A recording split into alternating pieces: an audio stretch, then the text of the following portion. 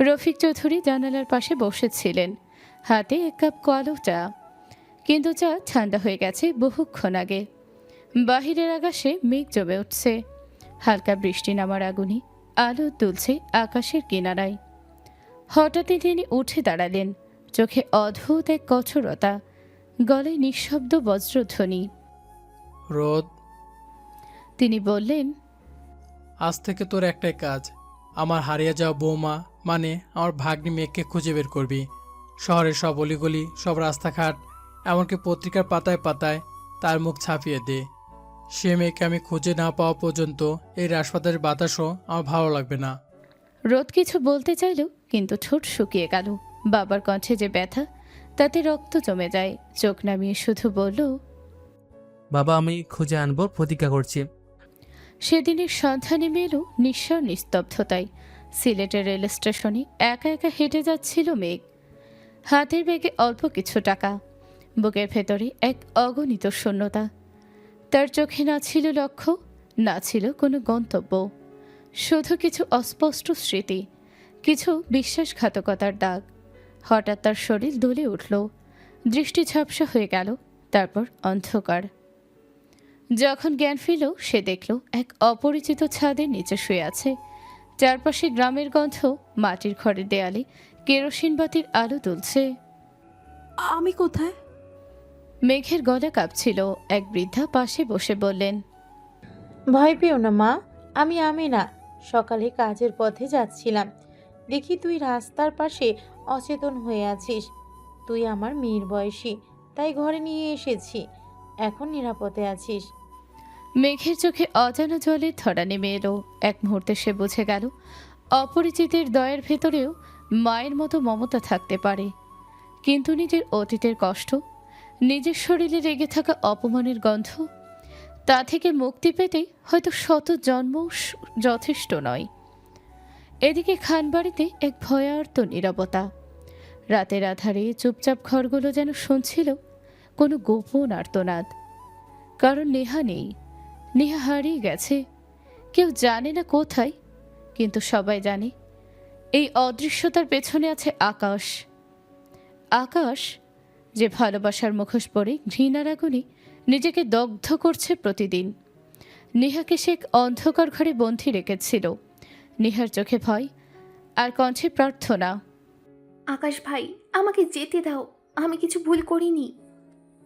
কিন্তু আকাশের মুখে তখন ছিল এক বিকৃত তৃপ্তি, যেন অন্যের যন্ত্রণায় সে নিজের শক্তি মাপে। আকাশ ঝাঁপিয়ে পড়ে নেহার ওপর, সারাদিন ও সারারাত ধর্ষণ করেছে নেহাকে। বাতাসের ভেতরে সেই ঘরে নীরবতা গলে যাচ্ছিল। নেহা চুপচাপ সই করে দিল একটা কাগজে, কাগজ যার প্রতিটি অক্ষর ছিল তার দাসত্বের শপথ। আকাশ ঠোঁটের কোণে ঠান্ডা হাসি টেনে বলল, তুই মেঘকে আমার কাছ থেকে দূরে সরিয়ে দিয়েছিস, এবার তার শাস্তি তোর সারা জীবন ভোগ করতে হবে। এটা ছিল তোর ও আমার বিয়ের কাবিননামা, আজ থেকে তুই আমার স্ত্রী। সেই রাতের পর থেকে নেহা নিঃশব্দ একটা ছায়া হয়ে গেল। তার চেহারায় রোদ নেই, শুধু এক জ্যোৎস্নাহীন অন্ধকার, যেখানে প্রতিটি শ্বাসে বেঁচে থাকার অপরাধ বোধ। রোদ তখন শহরের প্রতিটি অলিতে খুঁজে ফিরছে মেঘকে। স্টেশনের বেঞ্চে, নদীর ঘাটে, এমনকি হাসপাতালের কোণেও জিজ্ঞেস করছে, এই মেয়েটিকে কেউ দেখেছেন? কেউ না বলছে, কেউ আবার চুপ।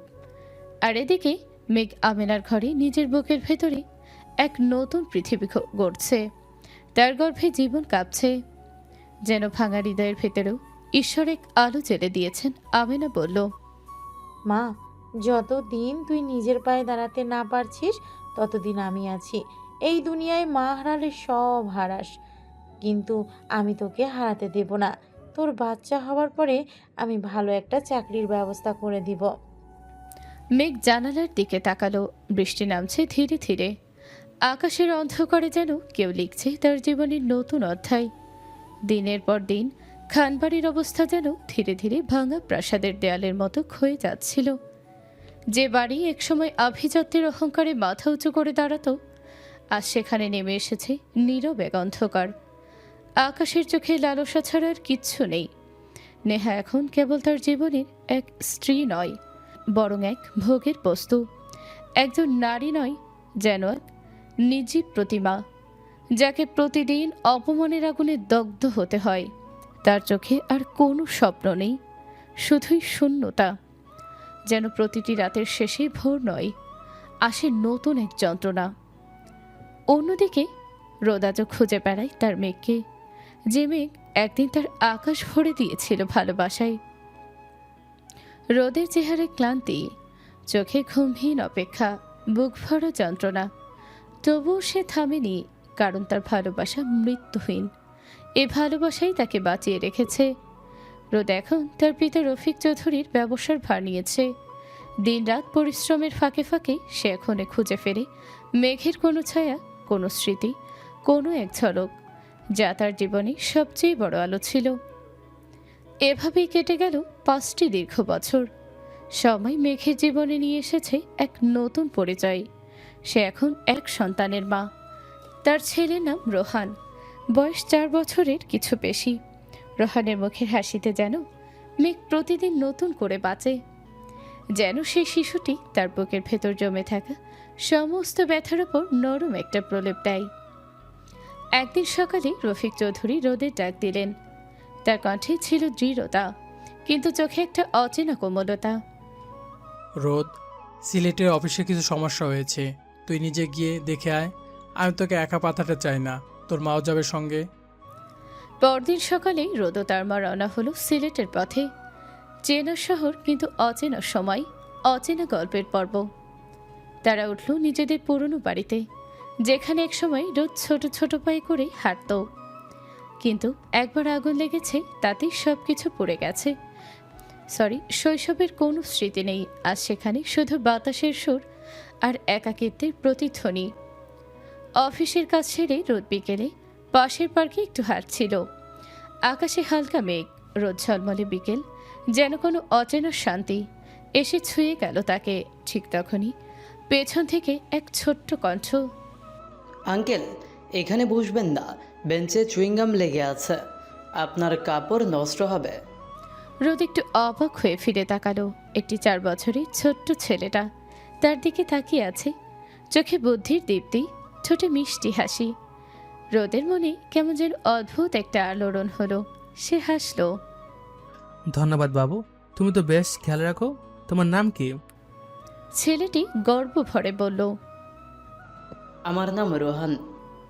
এই নামটা শুনি রোদের বুকের ভেতর কেমন যেন কেঁপে উঠল। একটা চেনে কম্পন, একটা অজানা আবেগে তার গলা ভারী হয়ে এলো। ঠিক তখনই দূর থেকে এক বয়স্কা মহিলা দৌড়ে এসে বললেন, রোহান, এই যে বাবা, কতবার বলেছি না বেশি দূরে যাস না। সাহেব, ওর মা পাশের অফিসে কাজ করে, ও আপনাকে বিরক্ত করছে বুঝি? রোদ একটু থেমে হাসি দিয়ে বলল, না না, এই ছেলেটা তো দারুণ ভদ্র আর বুদ্ধিমান। তার সঙ্গে দেখা হয়ে আমার বরং বেশ ভালোই লাগলো। আর সেই মুহূর্তেই রোদের জীবনে যেন নতুন করে লেখা শুরু হলো ভাগ্যের পরের অধ্যায়। একটা গল্প যেখানে এক বালক রোহান অজান্তেই ছুঁয়ে ফেলছে তার নিজের পিতার হৃদয়। সেদিন বিকেলের আলোটা কেমন যেন নরম, নিস্তব্ধ আর বিষণ্ণ। রোদ চৌধুরী সেই পার্কের বেঞ্চে বসে আছে, হালকা হাওয়া তার মুখ ছুঁয়ে যাচ্ছে, অথচ মনটা যেন ভারী হয়ে আছে অজানা কোনো টানে। একটু আগেই যে বাচ্চাটা কাছে এসে নিষ্পাপ মুখে বলেছিল, আঙ্কেল এখানে বসবেন না, বেঞ্চে চুইংগাম লেগে আছে। রোদের মনে হলো এই কণ্ঠটা, এই মিষ্টি চোখ দুটো যেন কোথায় আগে শুনেছে, আগে দেখেছে। কেন জানি ছোট্ট রোহান নামটা শুনে বুকের ভেতর কেমন এক অদ্ভুত হাহাকার ছুঁয়ে গেল। রোহান, মনে হলো নামটার সাথেই যেন তার হারিয়ে যাওয়া পৃথিবীর কোনো এক টুকরো মিশে আছে। রোহান চলে যাওয়ার পরও রোদ অনেকক্ষণ স্থির হয়ে বসে থাকে।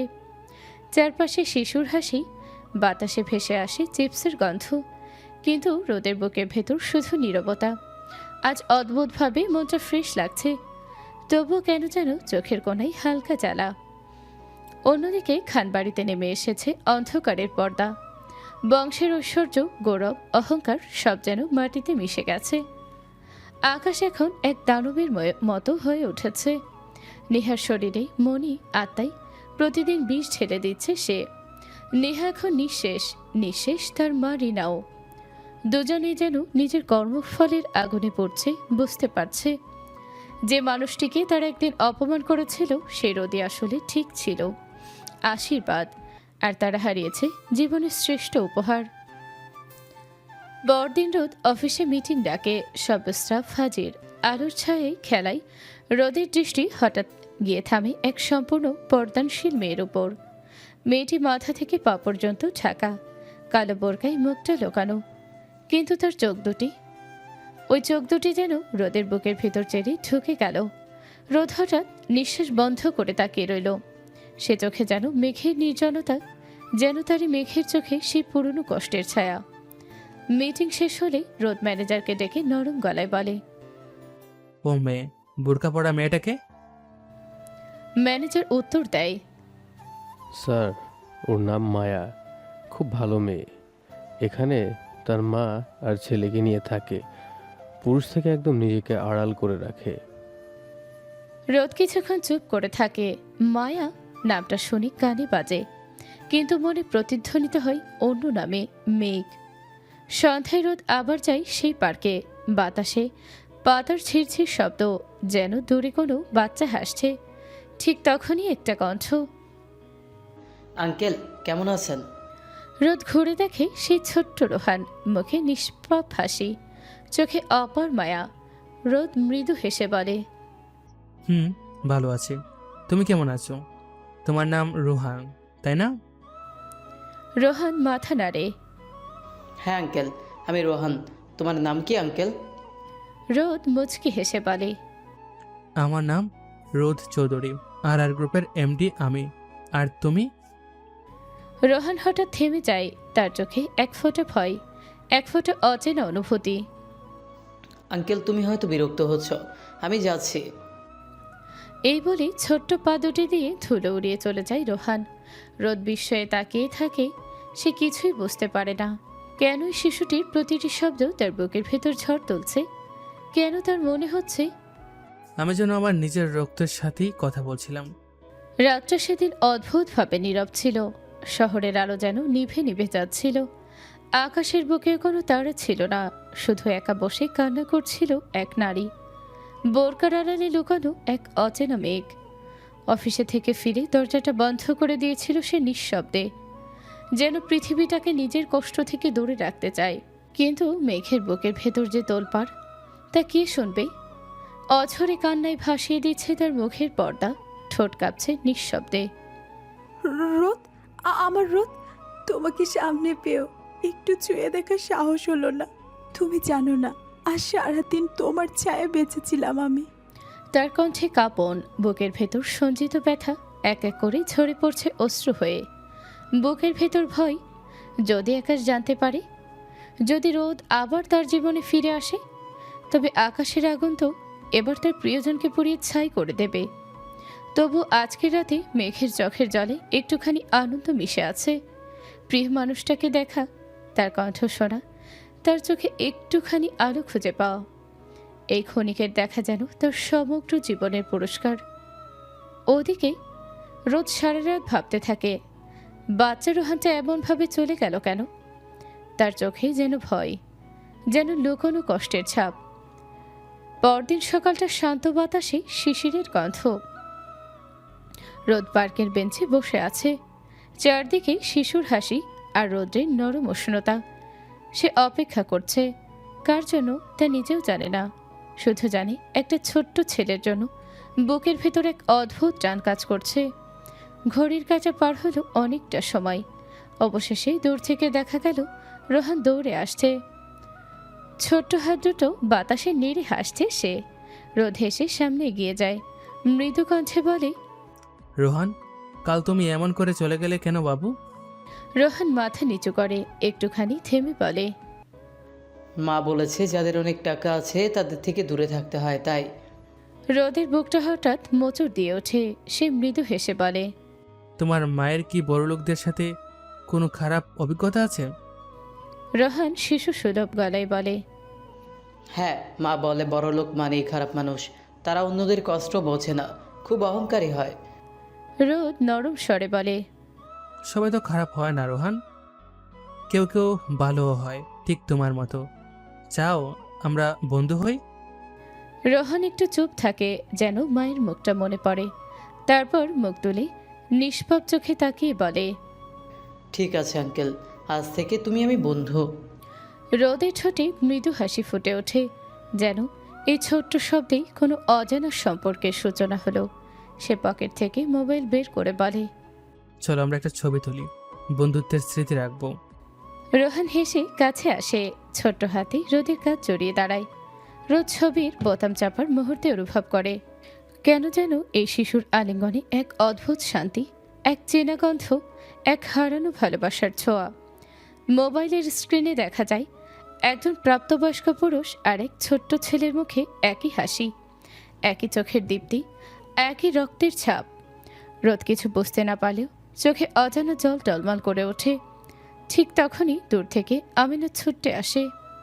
রোহান, মা ডাকছে, চলো ঘরে যাই। রোহান ফিরে তাকিয়ে বলে, বাই আঙ্কেল, কাল আবার দেখা হবে।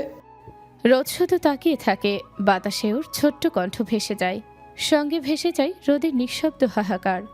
সে জানে না আজ যে বাচ্চাটার সাথে সে বন্ধুত্ব করল, সেই তার নিজের রক্ত, তার নিজের মেঘের বুকের অংশ, তার সন্তান রোহান। সারাদিন অফিসে কাজের ফাঁকে ফাঁকে মেঘের চোখ যায় রোদের দিকে, অপলক, নিঃশব্দ, যেন কোনো অদৃশ্য আকর্ষণে টানছে তাকে।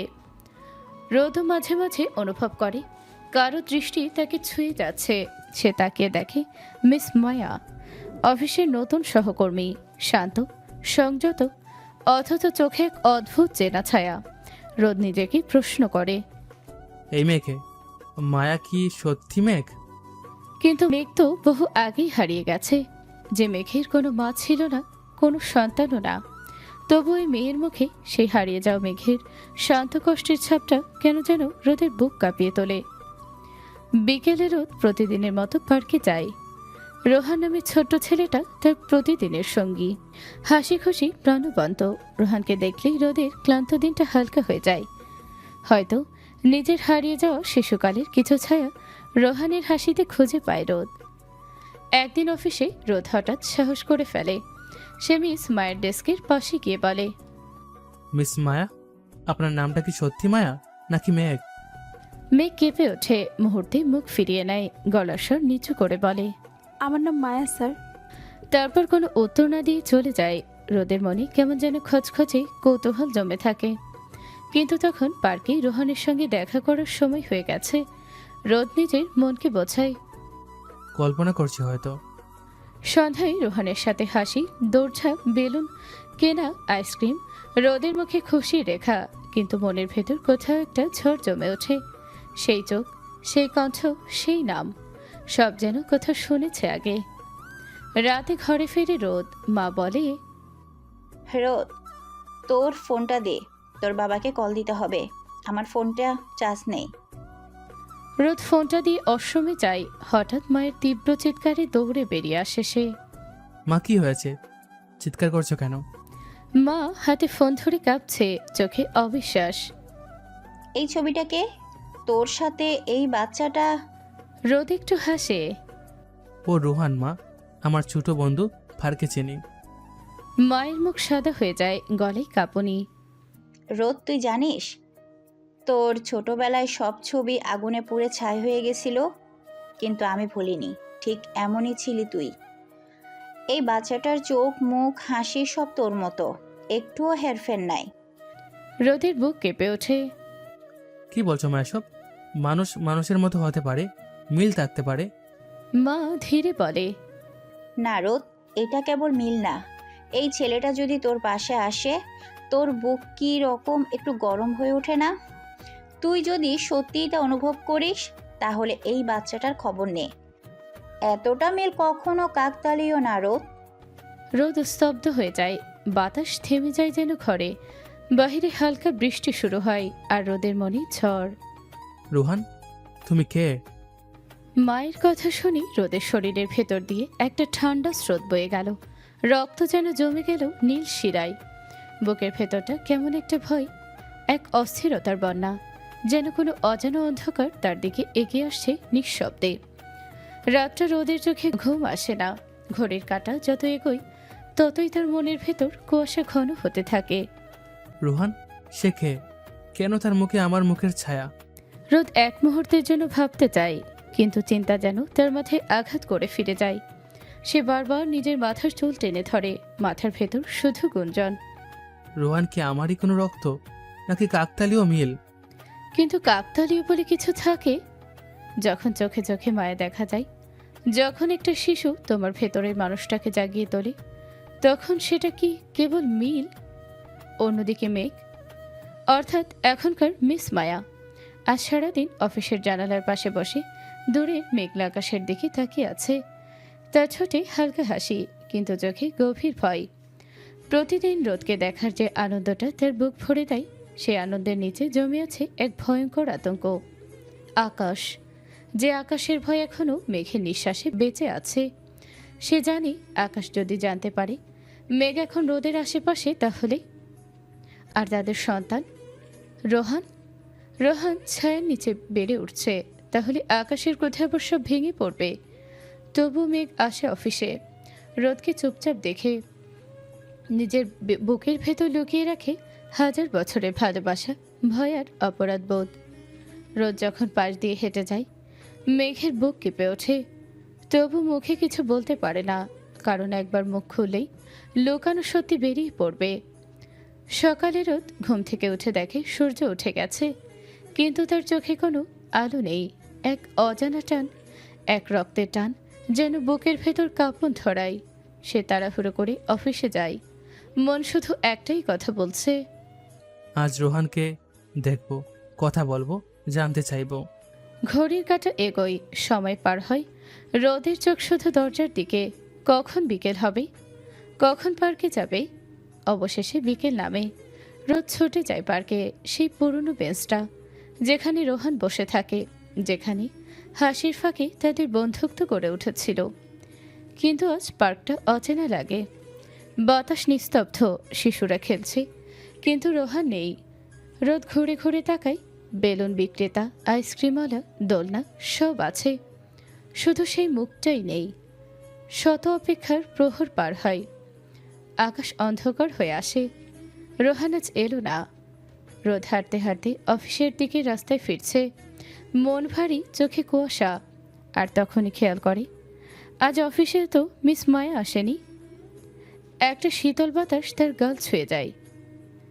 মনে হয় কোথাও কি আবার হারিয়ে যাচ্ছে, যেন সময় আবার তাকে সেই পুরনো ক্ষতর মুখে ফিরিয়ে নিচ্ছে। রোদের বুকের ভেতর তখন কেবল একটাই প্রশ্ন প্রতিধ্বনিত হয়, মায়া তুমি কে? রোহান কোথায়? আর আমি ঠিক কোন গল্পের ভিতরে বেঁচে আছি? বাইরে বজ্রপাত হয়, বৃষ্টি নামে, আর রোদের হৃদয় শুরু হয় এক নতুন ঝড়, যার কোনো নাম এখনও সে জানে না। রাতের নরম নীরবতা ভেদ করে দরজার কড়াই হালকা শব্দ। রোদ ঘরে ঢুকতেই মা চুপচাপ তাকিয়ে থাকে তার মুখের দিকে। বাতির ম্লান আলোয় রোদের মুখ যেন নিঃশেষিত আগুনের ছাই। রোদ, সেই বাচ্চাটা, পরিচয় পেয়েছিস? রোদের চোখে ক্লান্তি আর কুয়াশা মিশে আছে। সে ধীরে বলে, না মা, রোহান আজ এলো না। তবে জানি না কেন মনে হচ্ছে মেঘ আমার আশেপাশে আছে, নিজেকে লুকিয়ে রাখছে কোথাও, ঠিক আমার চোখের আড়ালে। মা নিঃশব্দেই দীর্ঘশ্বাস ফেলে। রোদ, তোর ভালোবাসা যদি সত্যি হয় তাহলে মেঘ ফিরবে একদিন। তুই ভেঙে পড়িস না, অপেক্ষা কর। রোদ চুপ করে থাকে, কোনো উত্তর দেয় না। তার বুকের ভেতর একটা পুরনো নাম জেগে ওঠে, মেঘ। সে শুধু জানে সে নামটার ভেতর আছে এক জীবন, এক অনুশোচনা, এক ভালোবাসা যা মরেও মরে না। রোদ রুমে ঢোকে, দরজা বন্ধ করে দেয়। বাহিরে বৃষ্টি শুরু হয়। রাত্রিটা যেন অন্তহীন এক সমুদ্র হয়ে তাকে টেনে নেয়। ঘুম আসে না, চোখের পাতা ভারী হয় না, বুকের ভেতর একটা কণ্ঠস্বর বাজতে থাকে, মেঘ তুমি কি এখনো আমাকে দেখো? অন্যদিকে শহরের অন্য প্রান্তে মেঘও ঘুমাতে পারে না। আজ অফিসে যায়নি। আজ আমেনা খালা হঠাৎ অসুস্থ হয়ে পড়েছিল, তার পাশে ছিল সে। এখন আমেনা সুস্থ, কিন্তু মেঘের মন অশান্ত। আজ রোদকে দেখেনি, সে একটুখানি দেখা না পাওয়াই যেন তার দিনের আলো কেড়ে নিয়েছে। বালিশে মুখ গুজে সে নিঃশব্দে বলে, রোদ, তুমি জানো না আমি কতটা কাছে আছি তোমার। সকালে তাড়াহুড়ো করে অফিসে যায় রোদ। চোখের নিচে ঘুমহীনতার গভীর দাগ, মুখ শুকনো, হাঁটায় অস্থিরতা। সবার আগে খোঁজ নেয়। আজ মিস মায়া এসেছে? সহকর্মী জানায়। হ্যাঁ স্যার, আজ সকালে এসেছে। রোদের মুখে হালকা প্রশান্তির ছোঁয়া, যেন বহুদিন পর শ্বাস নিতে পারছে ঠিক মতো। মনের কোণে আবার রোহানের মুখ ভেসে ওঠে। আজ হয়তো সে আসবে। অফিসের এক কোণে মেঘ কাগজে চোখ রাখে, কিন্তু মন অন্য কোথাও। তার চোখে পড়ে রোদের অবস্থা। চোখের নিচে কালো ছায়া, মুখ শুকিয়ে যাওয়া, যেন কেউ তাকে ধীরে ধীরে নিঃশেষ করে দিচ্ছে। মেঘ না চাইলেও নিজের ভেতরের কণ্ঠ তাকে ঠেলে দেয়। কাজের অজুহাতে ধীরে ধীরে রোদের কেবিনের দিকে এগোয়। দরজার সামনে এসে থমকে দাঁড়ায়। তার বুক ধকধক করছে, হাত ঘেমে যাচ্ছে। তবু দরজায় নক করে ভেতরে ঢোকে। স্যার, আপনার এই অবস্থা কেন? নিজের একটু যত্ন নিন না। বলার পরেই নিজের কথা শুনে মেঘ থেমে যায়। কেন এমন বলল সে? সে তো শুধু সহকর্মী, কিন্তু এই উদ্বেগের সুর তার কণ্ঠে কোথা থেকে এলো? রোদ চেয়ে থাকে মেঘের দিকে। তার চোখে ক্লান্তি, কিন্তু ঠোঁটে হালকা দুষ্টুমি মেশানো হাসি।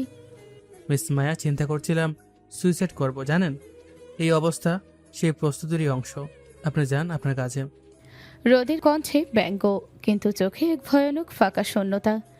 মেঘের বুক হিম হয়ে যায়। সে কিছু না বলে নিঃশব্দে কেবিন থেকে বেরিয়ে আসে, কিন্তু বাহিরে এসে দেয়ালের পাশে দাঁড়িয়ে পড়ে। চোখে জল এসে যায় অজান্তে। রোদ, তুমি যদি নিজেকে শেষ করে দাও তাহলে আমার জীবনের একমাত্র আলো নিভে যাবে। সে জানে না রোদ কি জানে তার সত্যি পরিচয়, কিন্তু জানে এখন থেকে আমার রোদকে চোখে চোখে রাখতে হবে, তার ছায়ার মতো পাশে থাকতে হবে, কারণ আমি আর একবার কাউকে হারানোর সাহস রাখতে পারবো না। বাইরে বৃষ্টি থেমেছে, কিন্তু রোদের জানালার পাশে এখনো টুপটাপ শব্দ, যেন কারো অদৃশ্য কান্না জানালার কাছে নক করছে। রোদকে হারানোর ভয় এখন মেঘের নিঃশ্বাসে মিশে গেছে। তার চোখ বন্ধ করতে পারে না। বুকের ভেতর একটা কাঁপুনি, যেন সময়ের পাতায় লেখা আছে কিছু হারানোর পূর্বাভাস। ভয়টা এতটাই গভীর যে মেঘ বুঝতে পারে রোদকে যদি সে আবার হারায়, তাহলে নিজের অস্তিত্বের মানেও হারাবে সে। বিকেল গড়িয়ে এলে রোদ আজ অদ্ভুতভাবে অস্থির হয়ে পড়ে। কাজের টেবিলের ফাইলগুলোতে চোখ রাখলেও মন পড়ে আছে পার্কে। ঘড়ির কাঁটা যেন আজ তার সঙ্গে প্রতিযোগিতা করছে। সে আগে পৌঁছাবে রোহানের কাছে। অবশেষে ছুটতে যায় রোদ পার্কে, যে পার্কে প্রতিদিন বিকেলের আগে রোহানের হাসি তার জীবনের সব অন্ধকার মুছে দেয়। আজও চোখে সেই খোঁজ, সেই অপেক্ষা। হঠাৎ পেছন থেকে একটা পরিচিত কণ্ঠ। আমাকে খুঁজছেন আঙ্কেল? রোদ স্থির হয়ে যায়, ধীরে ধীরে পিছনে ফিরে তাকায়। সামনে দাঁড়িয়ে রোহান, চোখে নিষ্পাপ হাসি, মুখে ভোরের আলো। সেই মুহূর্তেই রোদের বুকের ভেতর থেকে যেন কেউ একটা ভারী পাথর সরিয়ে নিল। চোখে জলের পর্দা, আর ঠোঁটে এক নিঃশব্দ প্রার্থনা। ধন্যবাদ ঈশ্বর, আমার আলোকে ফিরিয়ে দেওয়ার জন্য। রোদ কণ্ঠ ভারী করে বলে। রোহান কাল আসনি কেন? আমি তোমার অপেক্ষায় ছিলাম। রোহান হাসে, চোখ নামিয়ে বলে, নানু অসুস্থ ছিল, তাই আসতে পারিনি আঙ্কেল। রোদের মুখ নরম হয়ে যায়। ওহ সরি, উনি এখন কেমন আছেন? রোহান বলে, ভালো আছেন, তাই তো আজ এসেছি। রোদের মুখে একটুখানি শান্তি ফুটে ওঠে, কিন্তু তার ভেতরের প্রশ্নগুলো এখন আর স্থির থাকতে চায় না। এক মুহূর্ত চুপ থেকে সে বলে, আচ্ছা রোহান, তোমার মায়ের নাম কি? রোহান একটু গম্ভীর হয়ে বলে, মায়ের নাম মেঘলা খান, কিন্তু সবাই তাকে মায়া বলে ডাকে। এই নামটা যেন আকাশ ফাটানো বজ্রের মতো আঘাত করে রোদের বুকে। তার নিঃশ্বাস আটকে আসে, গলা শুকিয়ে যায়। তবুও সে সাহস করে জিজ্ঞেস করে, আর তোমার বাবার নাম? রোহান মিষ্টি হেসে বলে, বাবার নামের সাথে আপনার নাম মিলে যায় আঙ্কেল। এই হাসিটাই রোদের ভেতর সব কিছু ভেঙে ফেলে। তার চোখের সামনে যেন ছড়িয়ে পড়ে অতীতের সব হারানো দৃশ্য। মেঘের মুখ, তার চোখের অশ্রু, সেই বিদায়ের বিকেল, সেই চিৎকার, আর একটা ছোট্ট জীবনের অস্তিত্ব যাকে সে কোনোদিন জানতেই পারেনি। রোদ কাঁপতে কাঁপতে হাঁটু গেড়ে বসে পড়ে রোহানের সামনে। দুই হাত বাড়িয়ে দেয়, বুক খুলে দেয়। আর পরক্ষণেই রোহানকে টেনে নেয় নিজের বুকের ভেতর। চোখের জল ঝরে পড়ে ছেলের কাঁধে। একটি কান্না যা কোনো লজ্জা চেনে না, কোনো ভয় চেনে না, শুধু ভালোবাসা চেনে। রোহান আমার ছেলে? রোহান অবাক হয়ে চুপ করে থাকে, কিন্তু বুকের ভেতর একটা অজানা উষ্ণতা টের পায়, যেন এই বুকের স্পর্শ তার চেনা। এই কান্নার শব্দ সে অনেক আগেই শুনেছে, কেবল ভুলে গিয়েছিল। রোদ ফিসফিস করে বলে, তুমি আমার আলো রোহান, তুমি আমার হারানো জীবনের পুনর্জন্ম। বিকেলে সূর্য তখন গাছের ডালে ঢলে পড়ছে, আলো ছুঁয়ে দিচ্ছে রোদের চোখের জলকে। তাতে ঝলমল করছে পুনর্মিলনের এক নীরব দীপ্তি। বৃষ্টি নামে হালকা করে, সময়ের পাতায় লেখা হয় এক অমলিন দৃশ্য, এক পিতা, এক পুত্র আর ভালোবাসা। রোদের বুকের ভেতর যেন ঝড় বয়ে যায়। রোহানকে বুকে জড়িয়ে ধরে কান্না থামাতে পারছিল না সে। ছোট্ট হাতটা বারবার রোদের গাল ছুঁয়ে বলছিল, আঙ্কেল কাঁদছেন কেন? আপনি তো হাসছিলেন একটু আগে। রোদ কেঁপে ওঠা গলায় বলল, না বাবু, কাঁদছি না, আজ আমি খুব খুশি জানো। তার ঠোঁটে হাসি ছিল, কিন্তু চোখের কোণে ঝুলে থাকা অশ্রু বলছিল অন্য গল্প। রোহান অবাক হয়ে বলল, আম্মু তো 2 দিন আগে কেঁদেছিল। আমি জিজ্ঞেস করেছিলাম কেন কাঁদছ, উনি বলেছিল খুশিতে কাঁদছি। রোদের বুকটা হঠাৎ মোচড় দিয়ে উঠল। খুশিতে কাঁদা, এই কথাটাই যেন সারা পৃথিবীর সবচেয়ে বেদনাদায়ক সুখ হয়ে ফিরে এলো তার কাছে। সে আস্তে করে রোহানের মাথায় হাত বুলিয়ে বলল, তুমি এখনো ছোট, এসব কথা একদিন বুঝবে। তারপর দুজনে পার্ক থেকে বের হয়ে শহরের এক কোণে ছোট্ট রেস্টুরেন্টে গিয়ে বসে। রোহান তার প্রিয় ফ্রাই আর আইসক্রিম খাচ্ছে, আর রোদ তাকিয়ে আছে তার দিকে। মনে হচ্ছে বহু বছর হারিয়ে যাওয়া নিজের প্রতিচ্ছবি যেন ফিরে এসেছে টেবিলের অপর প্রান্তে বসে। খাবার শেষে দূর থেকে আমিনা এসে দাঁড়ায়। চলো রোহান, দেরি হয়ে যাচ্ছে। রোহান উঠে রোদের দিকে তাকিয়ে বলে, আগামীকালও আসবেন আঙ্কেল? রোদের গলায় যেন শব্দ আটকে যায়, শুধু মাথা নেড়ে হাসল।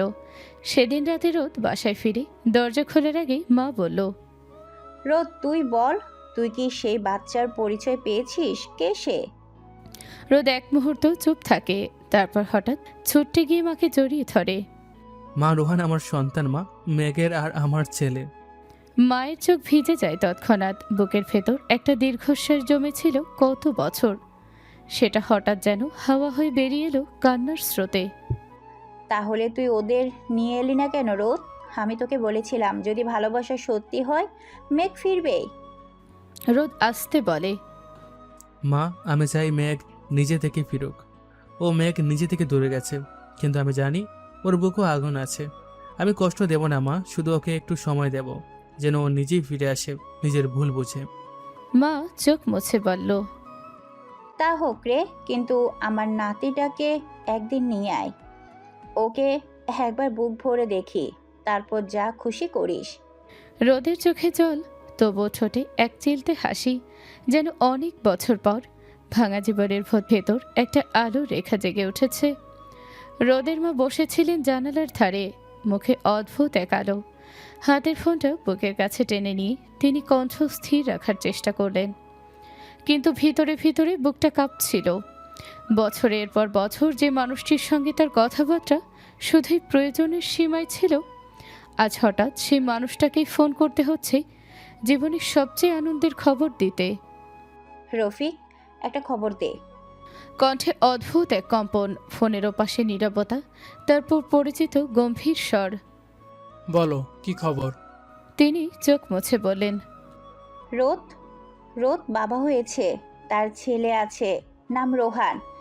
এখন তার বয়স 4, একেবারে আমাদের রোদ, যেমনটা ছিল ছোটবেলায় হুবহু। ওপাশ থেকে কয়েক সেকেন্ড কোনো শব্দ এলো না, তারপর নিঃশব্দে শোনা গেল ভারী নিঃশ্বাসের শব্দ। তারপর সেই কণ্ঠ, যে কণ্ঠ ছিল একসাথে বিস্ময়, গর্ব আর চোখের অজানা জল, বলল, রোদকে বলো আমি বিমানে উঠেছি, 2 ঘন্টার মধ্যে পৌঁছে যাব।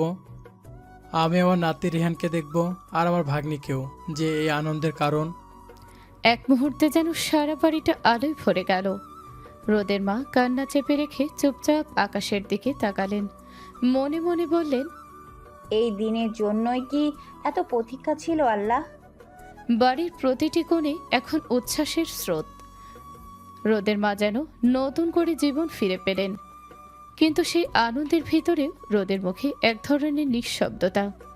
তার চোখে আজ অদ্ভুত গুম ভাব, যেন মনটা কোথাও হারিয়ে গেছে। বাহিরের হাসি খুশির ভিড়ের মাঝেও সে একা। বারান্দায় বসে ফাঁকা চোখে তাকিয়ে আছে দূরের নীল আকাশে। হয়তো সেখানে সে খুঁজে ফিরছে মেঘকে, যে মেঘ একসময় তার জীবনের আলো ছিল, আর এখন শুধু নামটুকু বেঁচে আছে মনে, ব্যথার মতো। রফিক চৌধুরী ঠিকই এসে পৌঁছালেন সিলেটে। সন্ধ্যার আলোয় তার মুখে বয়সের ছাপ, কিন্তু চোখে এক অনিবর্চনীয় উজ্জ্বলতা। বাড়ির দরজায় পা রাখতেই চারপাশ থেকে সবাই এগিয়ে এলো। কেউ সালাম দিল, কেউ চোখে জল নিয়ে অভ্যর্থনা করল। তিনি চারপাশে তাকিয়ে বললেন, রোদ কোথায়? ও একটু ঘুমে আছে। স্ত্রী উত্তর দিলেন শান্ত কণ্ঠে। তোমার সঙ্গে দেখা করলে হয়তো হাসবে। রফিক চৌধুরী মৃদু হেসে বললেন, থাক, ওর সময় মতো আসুক। বাবা হয়েছে, এতটা বছর পর জানলে কি যে হয় তা আমি বুঝতে পারছি না। তার চোখে মায়া, ঠোঁটে অনুশোচনা, আর মনের গভীরে এক গভীর গর্বের ছেউ। অন্যদিকে শহরের অন্য প্রান্তে মেঘের মনে আজ এক অদ্ভুত টানাপোড়েন। সেও খুশি, প্রতিদিন রোদকে মন ভরে দেখতে পারা বুক কেঁপে উঠেছিল আনন্দে। তবু ভয়ও আছে, যদি আকাশ জানতে পারে, যদি বুঝে ফেলে যে মেঘ এখনও রোদের আশেপাশেই ঘুরে বেড়ায়, অজানায় তার খবর রাখে। সেই ভয়ের ভালোবাসার মিশ্র অনুভূতি তাকে সারা রাত জাগিয়ে রাখলো।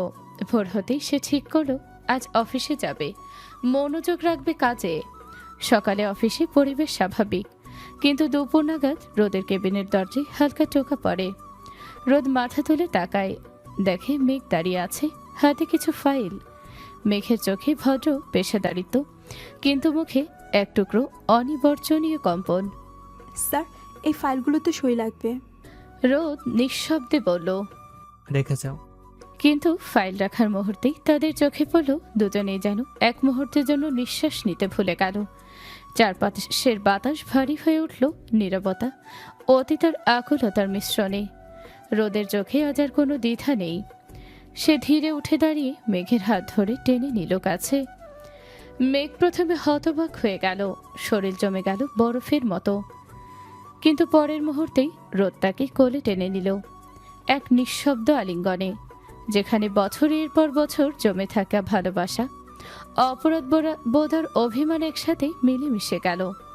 রোদের আগুন আলতো করে সরিয়ে দিল মেঘের হিজাব, আর পরের মুহূর্তেই তার মুখ ডুবে গেল মেঘের গলার পাশে। চোখের কোণে জল চিকচিক করলো, কিন্তু ঠোঁটে কোনো শব্দ নেই। মেঘের চোখ বন্ধ হয়ে এলো। সে বুঝল এই ছোঁয়াতেই আছে তার হারিয়ে যাওয়া পৃথিবী, এই মানুষটাতেই আছে তার ভাঙা জীবনের সমস্ত অর্থ।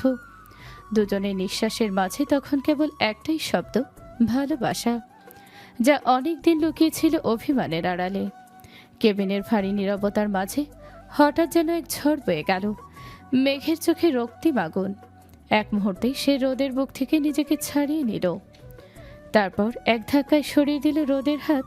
কণ্ঠ কেঁপে উঠল রাগে, অপমানে আর গভীর অভিমানে। ছি স্যার, এসব কি করছেন আপনি? মেঘের কণ্ঠ যেন ছুরি হয়ে বিঁধল রোদের বুকে। আমি বিবাহিতা, আমি পর্দা করি, আমার মুখ আমি কাউকে দেখাই না, অথচ আপনি আপনি তো সরাসরি আমার আপত্তিকর জায়গায় হাত দিলেন। তার চোখে তখন অশ্রু নয়, আগুন। রোদ নির্বাক হয়ে দাঁড়িয়ে রইল, যেন বুঝতেই পারছে না ঠিক কি হয়ে গেল মুহূর্তের মধ্যে। বুকের ভেতরটা হঠাৎ শূন্য হয়ে গেল, কিন্তু কোনো কথা বের হলো না মুখ থেকে। মেঘার এক মুহূর্তও দাঁড়ালো না। চোখের কোণে জমে থাকা অপমানের অশ্রু মুছে সে তড়িঘড়ি কেবিন থেকে বেরিয়ে গেল। তার পেছনে নিঃশব্দ দরজার ধাক্কা যেন রোদের হৃদয়ের ভেতরে গিয়ে পড়ল। রোদ কিছুক্ষণ স্থির হয়ে বসে রইল। ডেস্কের ওপর রাখা ফাইলগুলো যেন অর্থহীন, আর চারপাশের দেয়ালগুলো ভারী হয়ে উঠল এক অদ্ভুত অপরাধ বোধে। সে মাথা নিচু করে দীর্ঘশ্বাস ফেলল। আমি কি করলাম আজ? দিনটা তার জন্য শেষ হয়ে গেল সেই মুহূর্তেই। দুপুর পেরিয়ে বিকেল হতেই রোদ অফিস ছেড়ে বেরিয়ে পড়ল। চোখের নিচে ক্লান্তির ছাপ, মনে অজানা অস্থিরতা, আজ সে আর এমডি নয়, শুধু একজন পিতা, একজন পুত্র, যে তার পরিবারের সামনে নিয়ে যেতে চায় নিজের সন্তানকে। গাড়িতে বসে সে বারবার ফোনে তাকাচ্ছিল।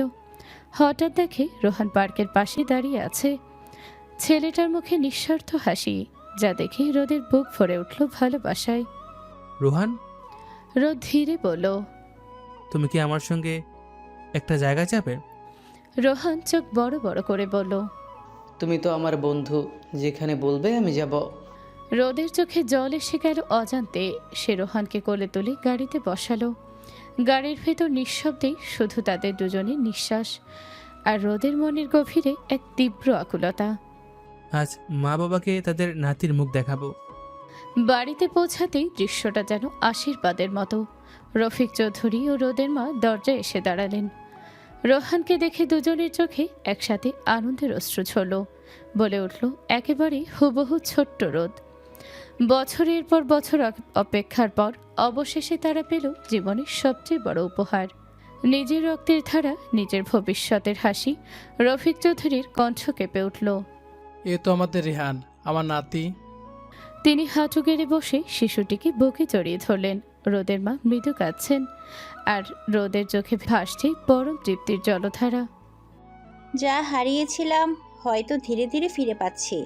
কিন্তু অন্য প্রান্তে শহরের এক নিঃসঙ্গ কক্ষে মেঘ বসে আছে জানালার পাশে। রাতের নরম বাতাসে তার চুল উড়ছে, কিন্তু চোখে শান্তি নেই, ভেতরে এক ভয়ঙ্কর ঝড়। রোদ আজ যা করলো, এটা কি সেই রোদ? তার মনে প্রশ্ন জাগে পর প্রশ্ন। নাকি সে আমাকে চিনতে পারছে? না, রোদ আমাকে চিনতে পারে নাই। নাকি রোদ আসলে সেই মানুষই নয় যাকে আমি চিনেছিলাম, আমি ভালোবেসেছিলাম। তার মনে পড়ে যায় নিহার মুখ। নেহা একদিন বলেছিল, রোদ একসময় নারীদের নিয়ে খেলেছে মেঘ, সে নারী শরীর ছাড়া কিছুই বোঝে না। তখন মেঘ বিশ্বাস করেনি, ভেবেছিল নিহার কথাগুলো মিথ্যে, রোদের প্রতি ঈর্ষার ফল। কিন্তু আজকের ঘটনার পর তার মন ভেঙে যাচ্ছে টুকরো টুকরো হয়ে। সে চুপচাপ আয়নায় নিজের মুখের দিকে তাকায়, চোখে অবিশ্বাস, ঠোঁটে কম্পন। না, এটা সেই রোদ হতে পারে না। কৃষক পরিবারের সেই ছেলেটা একদিন আমার সামনে দাঁড়িয়ে বলেছিল, মেঘ আমি তোমাকে হারাতে পারি না। সে কি এমন হতে পারে? আর রোদ বলেছিল সে একটা সাধারণ কৃষক পরিবারের সন্তান। তাহলে সে এত বড় কোম্পানির এমডি হলো কিভাবে? সন্দেহের কাঁটা একবার ঢুকে গেলে আর সহজে বেরোয় না। মেঘের মন এখন অস্থির। রোদ কি বদলে গেছে, নাকি সবটাই তার সাজানো অভিনয়? যদি নিহার কথাই সত্যি হয়, যদি রোদ সত্যি একজন নারী লোভী হয়, তাহলে সে আর এক মুহূর্ত এই শহরে থাকবে না। মেঘ নিজের মনেই বলল, আমি সিলেট ছেড়ে চলে যাব। যেখানে রোদের অস্তিত্ব নেই, সেখানে তার নাম শুনলেও আমার হৃদয় কাঁপবে না। কিন্তু সে জানতো না, রোদের জীবনও ঠিক এই রাতেই শুরু হতে যাচ্ছে নতুন এক অধ্যায়, যেখানে ভালোবাসা আর ভুলের সীমারেখা একে অপরের মুখোমুখি দাঁড়াবে। চৌধুরী বাড়িতে আজ এক অদ্ভুত শিহরণ। অনেক বছর পরে যেন হারানো আলো ফিরে এসেছে। রোহানকে কোলে নিয়ে রোদের মা বারবার চোখ ভিজিয়ে ফেলেন। রফিক চৌধুরী তার কাপা হাতে নাতির মাথায় হাত রেখে মনের ভেতর লুকিয়ে রাখা স্নেহের পাহাড় ভেঙে দেন, যেন দীর্ঘ প্রতীক্ষিত কোনো উৎসব ফিরে এসেছে এ ঘরে। বহু বছর ধরে এই বাড়ির দালান, ছাদ, বারান্দা শুধু অপেক্ষা করেছে কারো ক্ষুদে কণ্ঠের হাসি শোনার জন্য। রোদ পাশে চুপচাপ দাঁড়িয়ে, কিন্তু তার চোখে জমা কষ্ট ঢেউয়ের মতো ভাঙছে। হৃদয়ের ভেতরে হাজারো রকমের তীব্র অনুভূতি।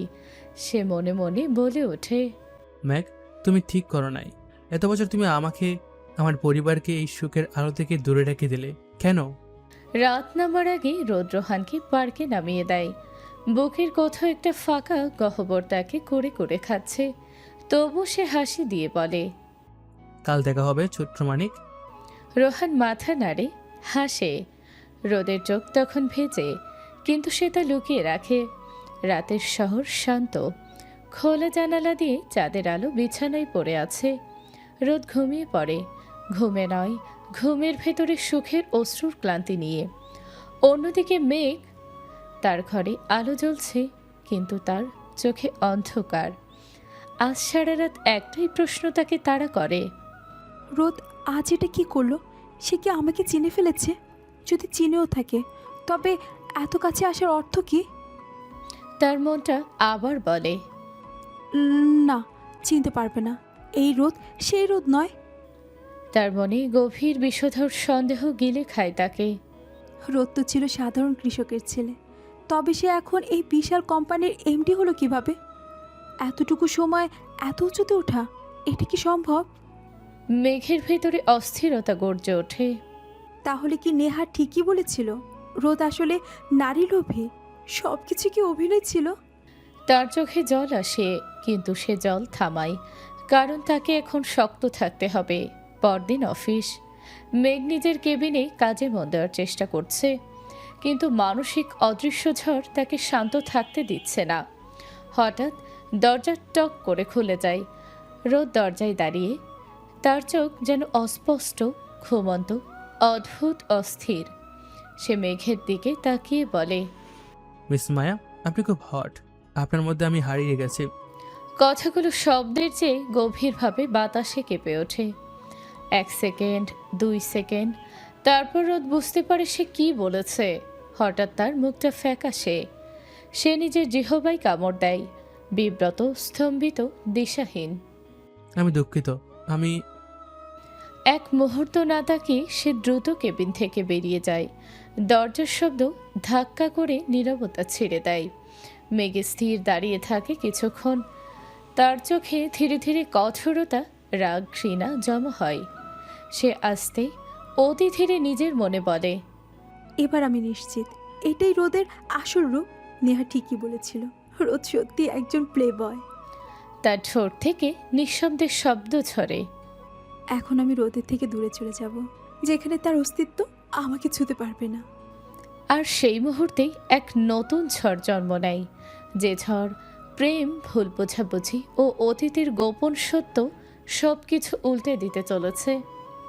পরদিন ভোরের আলোটা যেন রোদের মনে উঠে এসেছিল। হাজারো সুখ, নতুন ভবিষ্যতের স্বপ্ন আর এক অদ্ভুত প্রশান্তি নিয়ে সে অফিসে আসে। মনে মনে ভাবছিল, আজ মেঘ আসবে, গতকালকের বোলটা হয়তো স্বাভাবিক হয়ে যাবে, হয়তো কিছু কথা হবে। কিন্তু অফিসে ঢুকেই সে থমকে গেল। বড় ফ্লোর জুড়ে কর্মব্যস্ততা, কম্পিউটারের টিপটিপ শব্দ, চায়ের গন্ধ, কিন্তু মেঘ নেই। তার টেবিল খালি, চেয়ারে হালকা পর্দার মতো ওড়না নেই। তার কেবিনের কাজ যেমন থাকে তেমনই ঠান্ডা, নিঃশব্দ। রোদের বুকটা কেমন যেন শক্ত হয়ে গেল। এক অদৃশ্য ভয়, একটা চাপা দম বন্ধ ভাব। সে একটুও দেরি না করে ম্যানেজারকে ডেকে বলল, মিস মায়া আজ অফিসে আসেনি কেন? ম্যানেজার একটু ইতস্তত করে মাথাটা নিচু করে বলল, স্যার, সঠিক কারণ তো জানি না, তবে আপনি বললে ফোন করে জিজ্ঞাসা করি। রোদের কণ্ঠে ছিল অদ্ভুত দৃঢ়তা। হ্যাঁ, কল দিন এখনই। কোম্পানির নিয়ম মতো প্রতিটা কর্মীর কাছে কোম্পানির দেওয়া অফিস সিম থাকে, সেই সিমেই কল করা হলো। কলটা রিং হতে লাগলো। রোদ শ্বাস আটকে দাঁড়িয়ে রইল। তার চোখের ভেতর ভয়, আশা, অনিশ্চয়তা আর একটু রাগ। কল ধরল। মেঘের কণ্ঠে উঠে এলো অপর প্রান্ত থেকে, ক্লান্ত, শুষ্ক, দমে যাওয়া। হ্যালো। ম্যানেজার বলল, মিস মায়া, আপনি আজ অফিসে আসেননি কেন? কয়েক সেকেন্ড নীরবতা, তারপর সেই কণ্ঠ যেটা একসময় রোদের হৃদয়ে বৃষ্টি নামাতো, এবার সেখানে ছিল কাটার মতো তীক্ষ্ণ শব্দ। আমি চাকরি করব না, আমি রিজাইন দিচ্ছি। কথাটা যেন ছুরি হয়ে রোদের বুকে ঢুকে গেল। ম্যানেজার গলার স্বর নরম করে বলল, মিস মায়া, আপনি ভুলে গেছেন কোম্পানির সাথে আপনার 3 বছরের চুক্তি আছে, এখনও 1 বছর বাকি। রিজাইন নেওয়া সম্ভব না, আগামীকাল আপনাকে অফিসে জয়েন করতে হবেই। মেঘ কিছু বলে না, কিন্তু লাইনটা কাটা যায়। ম্যানেজার পাশে দাঁড়িয়েছিল। রোদ কিছুই বলেনি, শুধু চোখটা বন্ধ করে ধীরে ধীরে শ্বাস নিল। 3 বছরের চুক্তি, আরও 1 বছর। তাহলে মেঘ যেতে পারবে না, তাহলে তাকে থাকতেই হবে। রোদের হৃদয় একটুখানি শান্তি ফিরে এলো, কিন্তু সেই শান্তি ছিল বরফের মতো ঠান্ডা আর ভয়ঙ্কর ভঙ্গুর। কারণ রোদ বুঝে গেছে মেঘ আবারও তাকে ছেড়ে চলে যেতে চাইছে। মেঘ তাকে ভুল বুঝছে। আর রোদ এমন এক জায়গায় দাঁড়িয়ে যেখানে শব্দ নেই, ব্যাখ্যা নেই, শুধু অপরাধবোধ। সে নিজের মনে ধীরে বলল, মেঘ, তুমি আবার কেন দূরে সরে যাচ্ছ? আমি কি তোমার হারানোর জন্য এই পৃথিবীতে এসেছি? অফিসের কাজ ঘেরা জানালার ওপরে আকাশ ছিল নীল, কিন্তু রোদের ভেতরটা ছিল ধূসর কুয়াশাচ্ছন্ন হাহাকার। তার হৃদয়ের শান্তি আজ আবার ভেঙে গেল। রাতের নীরবতায় শহরটা ক্লান্ত হয়ে ঘুমিয়ে গেছে, কিন্তু মেঘের চোখে ঘুম নেই। তার বুকের ভেতর ঝড়, হাজার প্রশ্ন, হাজার সন্দেহ, হাজার কষ্ট। সে বারবার ভাবছে, রোদ, কেন তুমি আমার সাথে এমন করলে? কেন আমার কাছে তোমার অতীত লুকালে? কেন তুমি বললে তুমি গরিব কৃষকের ছেলে, অথচ তুমি ছিলে চৌধুরী পরিবারের উত্তরাধিকারী? আর যদি সত্যি তুমি সেই রোদ হও, তাহলে 5 বছর আগে আমার থেকে তার পরিচয় কেন লুকালো? তার চোখে জল, তার মনের ওপর রাতটা যেন পাহাড় হয়ে নেমে বসেছে। ঠিক তখনই ডোরবেল, একটা বাজনা, ছোট কিন্তু বজ্রপাতের মতো ভয়ঙ্কর। মেঘ থমকে যায়। এই এত রাতে কে? দরজার দিকে ধীরে ধীরে হাঁচি সে, হাত কাঁপছে, প্রাণটা শুকিয়ে আসছে। দরজা খুলতেই তার সামনে দাঁড়িয়ে রোদ। মেঘ মুহূর্তে দরজাটা ঠেলে বন্ধ করতে যায়, কিন্তু রোদ হাত দিয়ে থামিয়ে দেয়।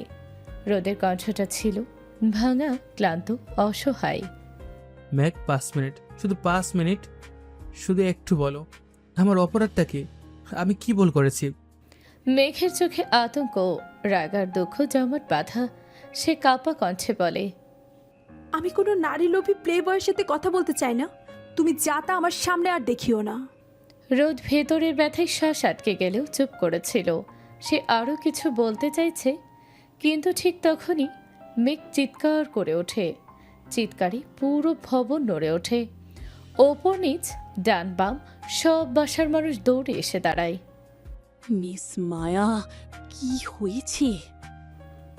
মেঘ দাঁত চেপে কণ্ঠ কাঁপিয়ে বলল, যেই লোকটা আমাকে 2 মাস ধরে স্টক করছে, আজ রাতে বাসায় ঢুকতে চেষ্টা করছো?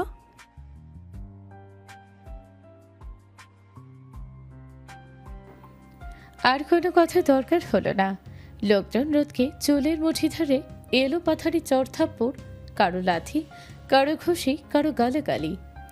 এসবের মধ্যে রোদ কিছুই বলেনি, না আত্মরক্ষা করেছে, না ব্যাখ্যা দিয়েছে, কারণ সে জানত মেঘ তার চোখে রোদ নয়, এক অপরিচিত দানব হয়ে গেছে। একসময়ের সবচেয়ে নিরীহ ছেলেটা আজ রাস্তার ধুলোয় গড়াগড়ি খেতে খেতে লাগলো।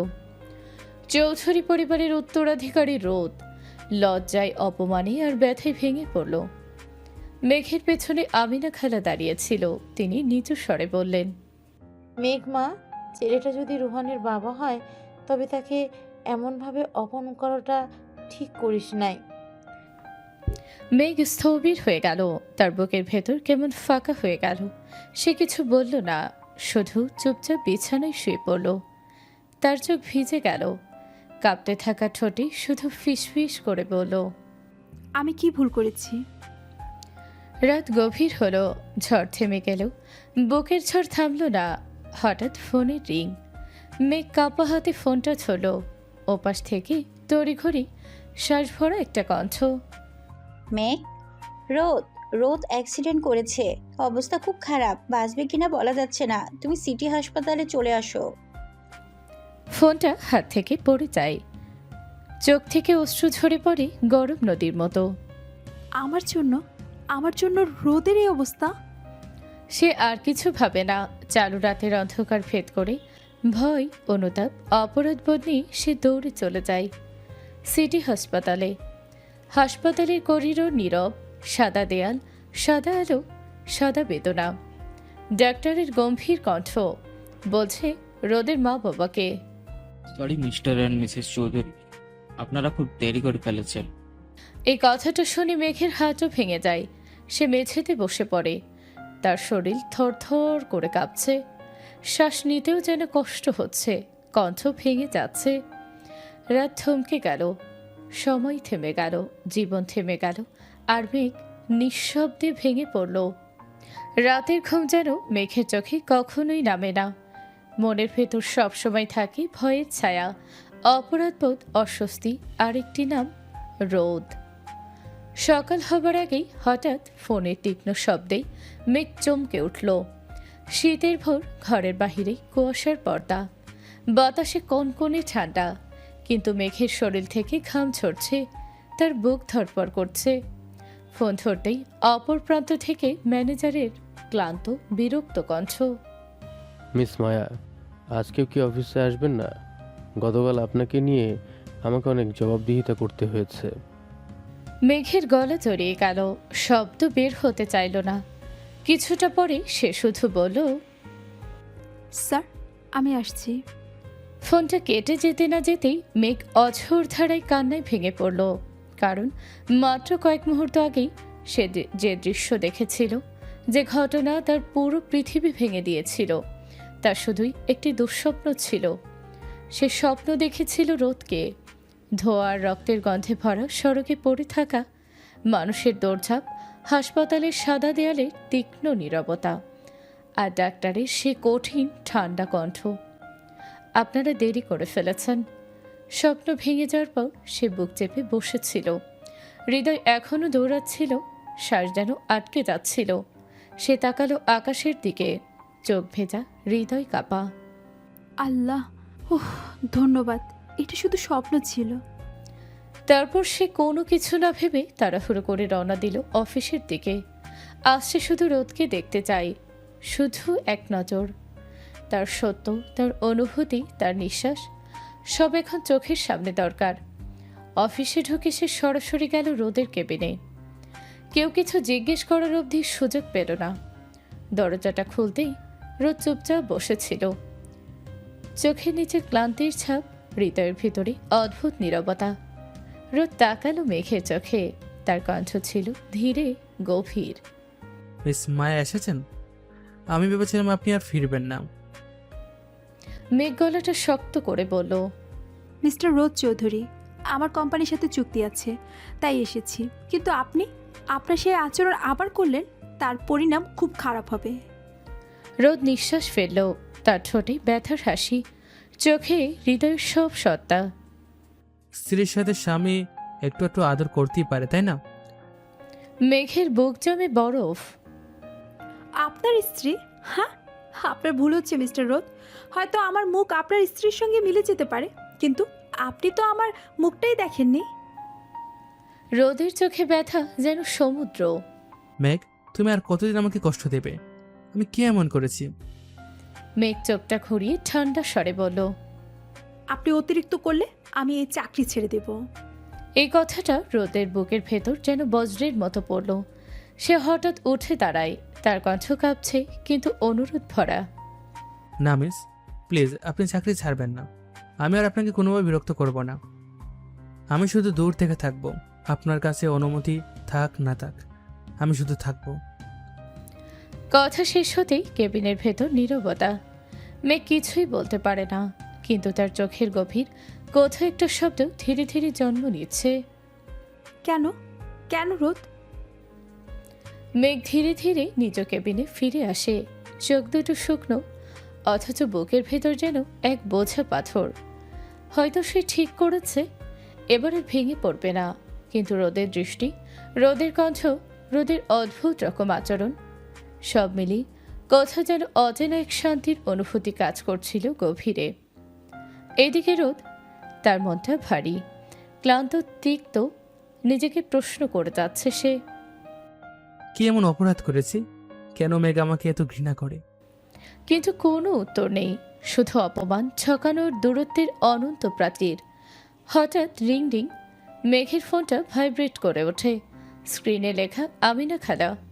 মেঘ ফোন রিসিভ করতেই অপর প্রান্ত থেকে কাঁপা কণ্ঠ, মেঘ, মা, রোহান হঠাৎ করে অজ্ঞান হইয়া গেছে। আমি তাকে নিয়ে সিলেট মেডিকেল কলেজে আসতেছি, তুই তাড়াতাড়ি আয়, তাড়াতাড়ি। শরীর যেন মুহূর্তেই বরফ, হাঁটুর নিচ থেকে শক্তি সরে যায়। 1 সেকেন্ড সময় না নষ্ট করে মেঘ দৌড়ে অফিসের গেট পেরিয়ে একটি সিএনজি থামায়। শীতের বাতাস তীব্র ছিল, কিন্তু মেঘের শরীরের কাঁপা ধরা ঠান্ডাটা তার থেকেও ভয়ঙ্কর।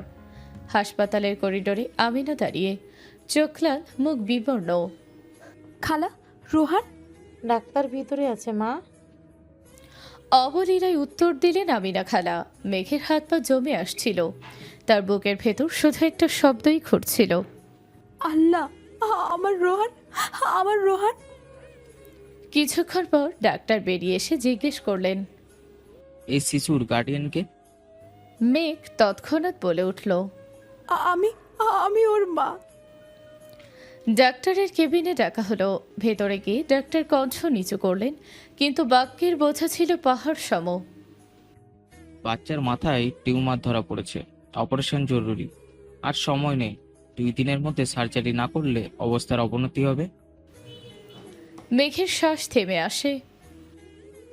অপারেশন খরচ প্রায় 30 লক্ষ টাকা। মেঘের ঠোঁট শুকিয়ে গেল, কণ্ঠ ভেঙে ভেঙে বের হলো।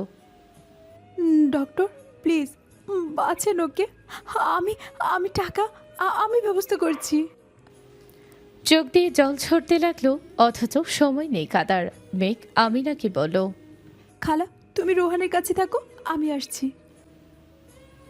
মেঘ সরাসরি অফিসে ফিরে যায়, সোজা রোদের কেবিন।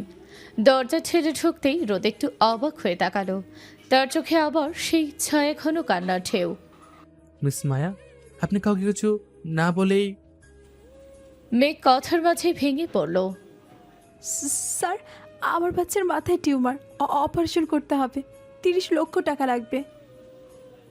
রোদ শীতল কণ্ঠে জিজ্ঞেস করলো। তো আমি কি করতে পারি? মেঘ হাত দুটো জোর করে বলল, স্যার, যদি কোম্পানি আমাকে লোন দেয়। রোদের চোখে অদ্ভুত এক ব্যথা ঝলক দিয়ে গেল। আমি সর্বোচ্চ 10 লক্ষ টাকা লোন দিতে পারবো। মেঘের আত্মা যেন ভেঙে গেল, ঠিক সেদিনের মতো যেদিন জীবন তাকে প্রথম শাস্তি দিয়েছিল। তাহলে বাকি টাকা আমি কোথায় পাবো স্যার? প্লিজ বাঁচেন আমার ছেলেকে। রোদ মনে মনে বলল, আমি সর্বোচ্চ 10 লক্ষ টাকা লোন দিতে পারবো। কেন? তুমি এখনো সত্যিটা বলো না কেন? কেন এত অহংকার? একবার বলো, রোহান আমার সন্তান। কিন্তু তুমি তা করবে না, তোমার মতো অহংকার জন্ম নিয়েছে। ধীরে ধীরে রোদ উঠে দাঁড়ালো, কণ্ঠ নরম, চোখে দাহ, আর বলে, মেঘ, আমার একটা শর্ত মানলে আমি পুরো অপারেশনের খরচ দেব। এখন বাতাস থমথমে। মেঘ থমকে গেছে, দুইজনের চোখে অশ্রু, নীরব চিৎকার। মেঘের চোখে তখন ভয়ের ছায়া, কণ্ঠে ভাঙা অসহায়তা। স্যার, আপনার সব শর্ত আমি মেনে নেব, শুধু আমার রোহানকে বাঁচিয়ে দিন। রোদ হাত তুলেই তাকে থামিয়ে দিল। আগে এই কাগজগুলোতে সাইন করো। মেঘ কাগজের দিকে তাকালো, চোখে জল, হাত কাঁপছে। তবু সে পড়ল না, শুধু কলম চালালো, কারণ সে তার কাছে এই মুহূর্তে রোহানের জীবনই সব। সাইন শেষ হতেই রোদ ধীরে কাগজগুলো টেবিলের ওপর রাখল, তার কণ্ঠ ঠান্ডা, ধীর, স্থির। এই কাগজটি আমাদের কাবিননামা। মেঘের শরীর কেঁপে উঠল। এটা হলো আমাদের কোর্ট ম্যারেজের সার্টিফিকেট। মেঘের বুকের ভেতর ভার জমে উঠল। তারপর রোদ তৃতীয় কাগজটির সামনে ঠেলে দিল। এবং এই কাগজে তুমি রোহানকে 5 কোটি টাকায় আমাকে আইনগতভাবে হস্তান্তর করলে। মেঘের চোখ বড় হয়ে যায়, ঠোঁট কাঁপে, কিন্তু শব্দ বের হয় না। রোদের কণ্ঠ এবার কঠোর। এখন থেকে তুমি আমার স্ত্রী, তুমি আমার সাথেই থাকবে, কোথাও যেতে পারবে না। পালানোর চেষ্টা করলে রোহানকে তুমি আর কোনোদিনও দেখতে পাবে না। ঘরটা যেন নিস্তব্ধ হয়ে যায়, বাতাস ভারী হয়ে ওঠে। মেঘ চোখ বন্ধ করে, গভীর শ্বাস নেয়। 1 ফোঁটা অশ্রু জ্বালার মতো ঝরে পড়ে। তার মনের ভেতর শুধু একটাই কথা, সমস্যা নেই রোদ, তুমি তো আমারই স্বামী, আমি তো আজীবন তোমারই ছিলাম। কিন্তু বুকের গভীরে আরেকটা ভয় তীব্র হয়ে ওঠে। আকাশ যদি জানতে পারে? ঠিক সেই মুহূর্তেই রোদ মোবাইল কানে তোলে, জানালার পাশে দাঁড়িয়ে নিচু গলায় বলে, প্ল্যান সফল। মেঘ এখন আমার নিয়ন্ত্রণে। মেঘের হৃৎপিণ্ড তখনও দ্রুত ধুকপুক করছিল। হাসপাতালের করিডোরের সাদা দেয়ালগুলো যেন তার চোখের সামনে ঘুরে ঘুরে উঠছিল। সে দাঁড়িয়েছিল রোদের সামনে, চোখ দুটো ভিজে, কণ্ঠটা শুকিয়ে কাঠ। স্যার, আমি আপনার সব শর্ত মেনে নিয়েছি, কাগজে সাইন করলাম। এবার চলুন হাসপাতালে। আমার রোহান। কথাটা শেষ করার আগে রোদ হাত তুলে থামিয়ে দিল। তার চোখে তখন কোনো রাগ নেই, না কোমলতা, শুধু এক গভীর অচেনা স্থিরতা। ম্যাগ, এখন থেকে আমার সামনে স্যার শব্দটা আর বলবে না। আমি একটু আগেই কাগজে কলমে ইসলামিক নিয়মে তোমাকে আমার স্ত্রী করেছি। আর তোমার সন্তান, হ্যাঁ, ও এখন আমার সন্তান। মেঘের বুকটা যেন মুহূর্তেই ভেঙে দুই ভাগ হয়ে গেল। সে স্থির দাঁড়িয়ে রইল, যেন শরীর আছে আত্মা নেই। রোদ ধীরে, খুব ধীরে আরও বলল, রোহানের অপারেশনের ব্যবস্থা হয়ে গেছে। সেই মুহূর্তে যেদিন তাকে হাসপাতালে আনা হয়েছিল। রোদ মনে মনে বলে, ম্যাগ, এসব আমার প্ল্যান ছিল। রোহানের সাধারণ সমস্যা হয়েছে। ডাক্তার আমার কলেজ লাইফের বন্ধু। এখন ম্যাগ, তুমি আমার নিয়ন্ত্রণে। মেঘ তাকালো রোদের দিকে, চোখে অভিশাপ, ভালোবাসা, রাগ, দুঃখ সব একসাথে। তার ঠোঁট কেঁপে উঠল। রোদ, তুমি আমার স্বামী ছিলে, এখনও আছো। কিন্তু আকাশ, সে যদি জানে কোন মুখে আমি ওর সামনে দাঁড়াবো, আকাশ যদি তোমার আর রোহানের কোনো ক্ষতি করে। রোদ যেন সেই ভাঙা নীরবতার ভেতরেও মেঘের মনের কথা শুনে ফেলল।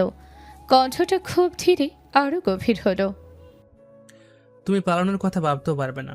পালাতে গেলে শুধু আমাকে না, রোহানকেও সারা জীবনের জন্য হারাবে। তোমরা দুজনই আমার সব সময় ছিলে, শুধু তুমি বুঝতে চাওনি। মেঘ চোখ নামিয়ে নিল। সে হার মানেনি, সে শুধু ক্লান্ত, ভীষণ ক্লান্ত। 5 দিন পর রোহানকে নিয়ে রোদও মেঘ বাড়িতে ফিরল। রোদের মা দরজায় দাঁড়িয়েছিলেন, সোনালি ওড়না মাথায়, চোখে স্নেহের দীপ্তি। রোদের মা এগিয়ে এসে মেঘকে বুকে জড়িয়ে ধরলেন। বুকে জড়িয়ে ধরা সেই স্পর্শ মেঘের পুরো শরীর কাঁপিয়ে দিল। মেঘ এবার চোখ তুলে তাকালো। তার চোখ ছিল ঠান্ডা জলের মতো শান্ত, কিন্তু দুঃখে ডুবে থাকা। এসো মা, এসো। আমাদের ঘরে ফিরলে তুমি। কতদিন তোমার জন্য অপেক্ষা করেছি। মেঘের বুক ভেঙে কান্না এলো। সে চোখ নামিয়ে রাখল। মা এগিয়ে এসে বললেন, মা, তোমার মুখের নেকাবটা সরাও। মেঘ খুব ধীরে হাত ওঠালো। নেকাবটা পাশেই সরে গেল। এক মুহূর্তে ঘরে নীরবতা নেমে এলো। অতীত যেন আলো হয়ে সামনে এসে দাঁড়ালো। কিন্তু মেঘের চোখ ছিল সম্পূর্ণ অপরিচিত। কোনো আবেগ নেই, কোনো পরিচয় নেই, শুধু এক স্তর ঠান্ডা দূরত্ব। রোদ স্থির হয়ে গেল। তার চোখে বেদনা না, তার চোখে স্বীকৃতি। কারণ এ মুখ, এই চোখ, এই আলো, এটাই ছিল তার মেঘ। তার হারানো, কাঙ্ক্ষিত, না পাওয়া, কিন্তু কখনো ছাড়েনি এমন ভালোবাসা। মেঘ নাম বদলে কেন মায়া হয়েছে? কেন ভান করে থেকেছে? কেন দূরে ছিল? এ প্রশ্নগুলো বাতাসে ঘুরে ঘুরে উঠল। কিন্তু কেউ কিছু বলল না। শুধু রোদ ধীরে, খুব ধীরে শ্বাস টেনে বলল, স্বাগত আমার স্ত্রী। রোদ স্থির হয়ে তাকিয়ে রইল। তার বুকের ভেতর ঝড় উঠেছে, কিন্তু মুখে কোনো শব্দ নেই। এ মুখ, একই মুখ, কিন্তু কেন এভাবে অচেনা হয়ে দাঁড়িয়ে আছে আমার সামনে?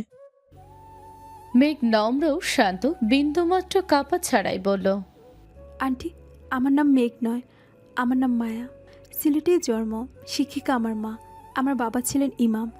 আপনারা যাকে খুঁজছেন তিনি হয়তো অন্য কেউ। রোদের মা কিছুক্ষণ নীরব থাকলেন। তার হাতে থাকা চুরির শব্দ পর্যন্ত থেমে গেল। রোদের বাবা সিঁড়ির কাছে দাঁড়িয়েছিলেন। তিনি মুখে হাত চেপে ধরে নিঃশব্দে চোখ মুছলেন। কেউ খেয়াল করল না, কারণ তিনি জানতেন যে সত্য কেউ জানে না। মেঘ শুধু রোদের হারানো স্ত্রী নয়, রোদের রক্তের মানুষ, রোদের ফুফাতো বোন। কিন্তু তিনি এক শব্দ বললেন না, কারণ কিছু সত্য সময় ছাড়া বলা যায় না। মেঘ, সব ঠিক আছে, কিন্তু তুমি যদি মেঘ না হও, তাহলে আমার চোখ কেন তোমাকে ভুলতে পারে না? মিস্টার রোদ চৌধুরী, সব কিছু সবাই ভুলে যায়, আপনিও ভুলে যাবেন। ভুলে যেতে চেষ্টা করুন। এখন কাগজে কলমে ইসলামী নিয়ম অনুযায়ী আমি আপনার স্ত্রী। তাই আপনি আপনার আগের স্ত্রীকে মনে না করে আমাকে মায়া মনে করুন, তাহলে আমাদের জন্য ভালো হবে। এসব বলে মেঘ চোখ বন্ধ করে ফেলল।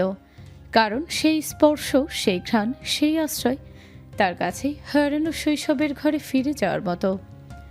কারণ ভালোবাসা স্বীকার করলে এই যুদ্ধ শেষ হয়ে যেত। সব নিয়ম শেষ হয়ে নেমে আসে রাত, গভীর রাত। আশেপাশে নিস্তব্ধতা। দরজার ওপর থেকে রোহানের ক্ষীণ নিঃশ্বাসের ভেসে আসছে। বাচ্চাটার শান্ত ঘুম যেন পুরো বাড়িকে আশীর্বাদের চাদরে ঢেকে দিয়েছে। রোদের রুমে অল্প আলো, টেবিলের ওপর রাখা একটি মোমবাতি ধীরে ধীরে গলছে। নরম সাদা চাদরে সবার ঘরটা শান্ত পবিত্র। মেঘ না, সে নিজেকে এখনো মায়া বলে ডাকে। বিছানার ধারে বসে আছে, আঙুল দুটি টেনে টেনে ধরে আছে, যেন নিজের ভাঙা বুকটাকে আড়াল করছে। রোদ দরজার পাশে শান্ত হয়ে দাঁড়ায়। তার চোখে কোনো দাবি নেই, কোনো অহং নেই, শুধু নিঃশব্দে জমে থাকা এক দীর্ঘ প্রতীক্ষা। মায়া, আজ ক্লান্ত হয়ে গেছো, চলো বসো না কাছে।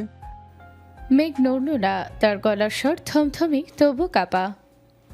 দয়া করে আজ কোনো কথা না বললেই ভালো হয়, সব কিছু আমার পক্ষে সহ্য করা কঠিন হয়ে যাচ্ছে। রোদ ধীরে ধীরে এসে তার পাশে বসে, একদম দূরত্ব রেখে। ছই না, কারণ সে জানি স্পর্শ কখনো কখনো আঘাতের মতো লাগে। আমি স্পর্শ করতে আসিনি, আমি শুধু আছি। মেঘ মাথা নিচু করে, চোখের কোণ ভিজে ওঠে, কথা আটকায়, কিন্তু বুক ভাঙার শব্দ বের হয়। আপনার মা, আপনার বাবা সবাই আমাকে যেভাবে দেখলো, যেন আমি তো তাদের কিছুই না। রোদ সেদিকে তাকিয়ে নরমভাবে মৃদু হাসে, যেন হৃদয়ের অনেক পুরনো ব্যথা হালকা ঝরে পড়ে। তুমি কি জানো, মানুষ অনেক সময় হৃদয় দিয়ে কাউকে ছেনে ফেলে, নাম, পরিচয়, অতীত এসবের আগে। মেঘ শ্বাস টেনে বলে, কিন্তু আমি মেঘ না, আমি মায়া। রোদ তখন এক মুহূর্ত চুপ থাকে, তারপর খুব নরমভাবে মেঘের হাতের ওপর নিজের হাত রাখে। জোর নেই, দাবি নেই, শুধুই উষ্ণতা। ঠিক আছে, আজ তুমি মায়া থাকো। যেদিন তোমার মন হবে তুমি মেঘ, সেদিন আমায় ডাকবে, আমি তখনও এখানেই থাকবো। এই বাক্যটা মেঘের বুকের গভীরে কোথাও গিয়ে ঠোকে, তার চোখের পানি নিঃশব্দে পড়ে যায়। এইবার মেঘ নিজেকে আটকে না রেখে খুব ধীরে রোদের কাঁধে মাথা রাখে। কোনো শব্দ নেই, কোনো দেহস্বর্গ নেই, শুধু দুটো হারিয়ে যাওয়া মানুষ একে অপরের ভেতর আশ্রয় খুঁজে পায়। রোদ তার মাথার উপর হাত রাখে, যেন কেউ ভাঙা পাখিকে তুলে নেয় খুব সাবধানে।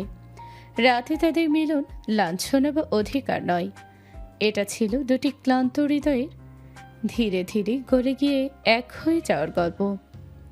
নিঃশ্বাস দুটো মিলতে থাকে, শরীর নয়, প্রথমে হৃদয় এক হয়, তারপর ধীরে নিঃশব্দে মেঘ নিজেকে সমর্পণ করে রোদের কাছে।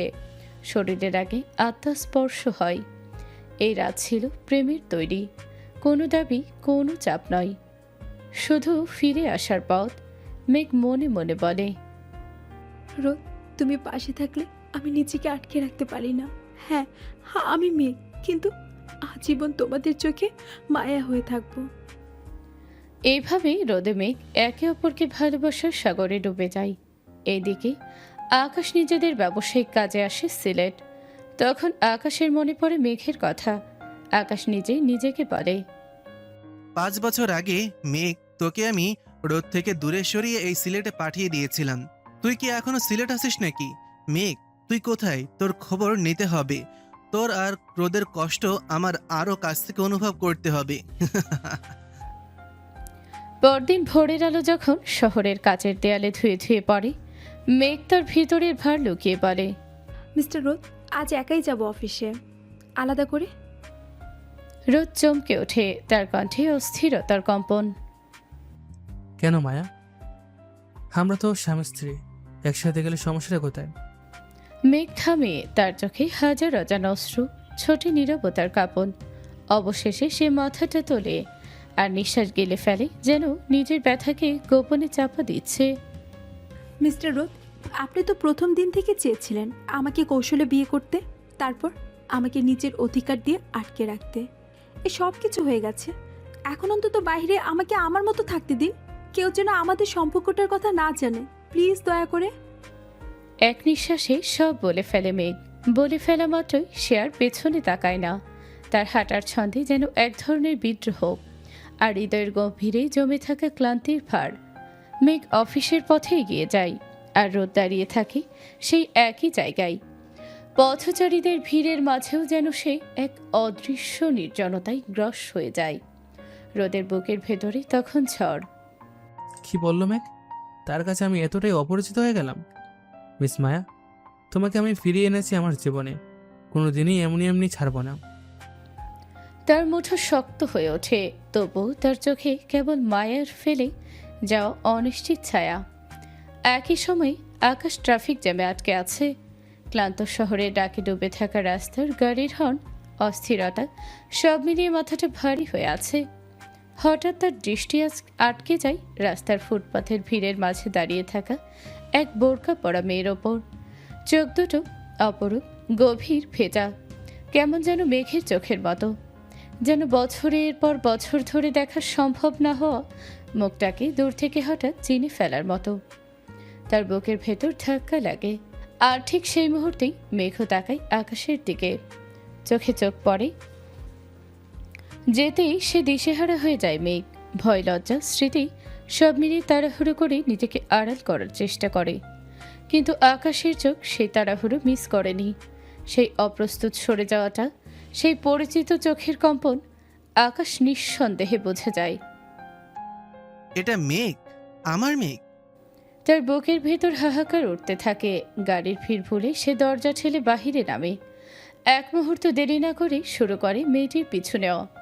মানুষের ভিড়, গাড়ির শব্দ, রোদ্দুরের ধুলো, সবকিছু পেছনে পড়ে থাকে। আকাশের চোখে তখন শুধু একটাই লক্ষ্য, মেঘ। মেঘ যেন পুরো শহরের ভিড়ে একা হয়ে গিয়েছিল। নিজেকে আড়াল করতে করতে তার মনে হাহাকার।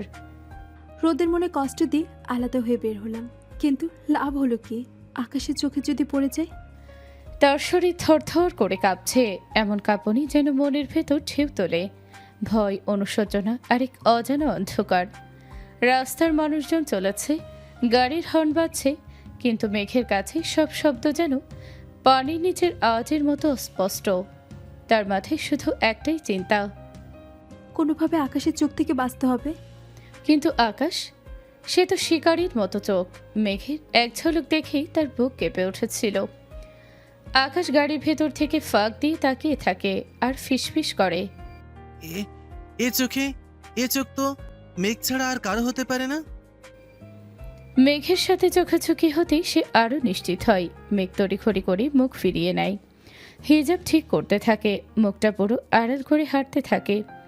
কিন্তু তা কি আকাশের চোখ এড়ায়? না। আকাশের রক্ত ফুটতে শুরু করে। সে গাড়ি ছেড়ে বের হয়ে মেঘের পিছনেই দ্রুত পায়ে। কিন্তু মানুষের ভিড়, রাস্তার বিশৃঙ্খলা, এক মুহূর্তের জন্য মেঘ বাঁদিকে ঘুরতেই আকাশ তাকে হারিয়ে ফেলে।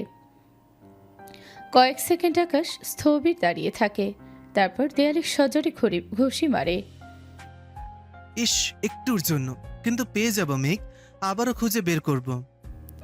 তার চোখে রাগ আর জেদ একসাথে জ্বলে ওঠে। মেঘ তখন হাঁপাতে হাঁপাতে অফিসে ঢোকে। তার বুক ধুকপুক করছে, মনে হচ্ছে কেউ যেন পেছনে দাঁড়িয়ে আছে।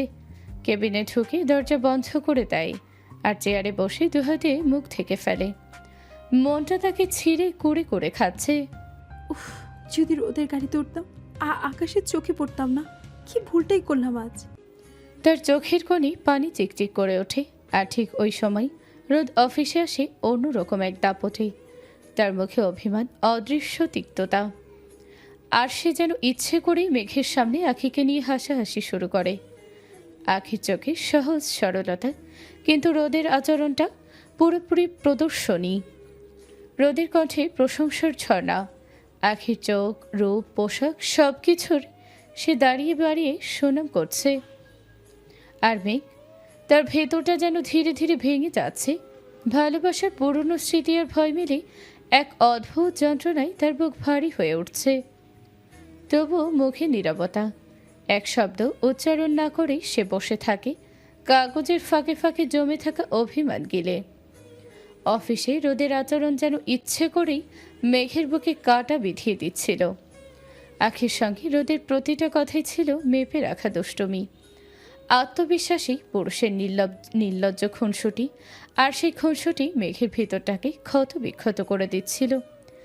মেঘ যেন নিজের ভিতরেই আগুনে পড়ছিল, কিন্তু মুখে এক বিন্দু রাগের ছায়াও ফেলল না। শুধু ঠোঁট কামড়ে চুপ করে রইল, কারণ রাগ দেখানোর অধিকারও তো সে নিজের হাতে নষ্ট করেছে। বাহিরের দুনিয়া জানবে না আমাদের সম্পর্ক। আজ সে কথার চাবুকটাই যেন নিজের পিঠে পড়ছে। রোদ্দুর থেকে মেঘের কঠিন মুখের অভিব্যক্তি দেখে মনে মনে হাসল। এই হাসি দুষ্টুমির, এই হাসি জয়ের। কারণ রোদ জানি মেঘ তার প্রতি রাগ করলে তার মানে মেঘ তাকে এখনও হারায়নি। বিকেলে অফিস ছুটি হতেই রোদ নিজের গাড়ির দিকে এগিয়ে গেল, কিন্তু ঠিক দরজায় হাত দিতে না দিতেই মেঘ হঠাৎ রোদের সামনে এসে দাঁড়িয়ে তাকে সরিয়ে দিয়ে একটানে গাড়ির দরজা খুলে ভেতরে উঠে বসে। রোদ অবাক হয়ে বলে, মিস মায়া, আপনি আমার গাড়িতে এইভাবে? মেঘ ঘুরে তাকালো, চোখে হালকা ঝড়, কণ্ঠে জমাট বরফ। এটা আমার স্বামীর গাড়ি, এতে ওঠার সম্পূর্ণ অধিকার আমার আছে। রোদের মুখে সেই মুহূর্তে ধরা পড়ল বিজয়ের হাসি, তার চোখে যেন লেখা। তুমি রাগ করছো? মানে তুমি আমাকে এখনো নিজের বলে মানো? রোদ গাড়িতে উঠে ইঞ্জিন স্টার্ট দিতে দিতে মনে মনে বলে, মিসেস রোদ, অন্য মেয়ের সঙ্গে স্বামীকে দেখে পৃথিবীর কোনো স্ত্রী শান্ত থাকতে পারে না। গলায় এক ধরনের অদৃশ্য তৃপ্তির সুর। মেঘ জানালা দিয়ে বাহিরের দৃশ্য দেখতে দেখতে মনে মনে ফিসফিস করলো। প্রতিদিন রোদের সঙ্গে তার গাড়িতে আসা যাওয়া করলে আকাশের চোখ থেকে অন্তত আড়ালে থাকা যাবে, যতক্ষণ না সব ঠিক হয়ে যায়।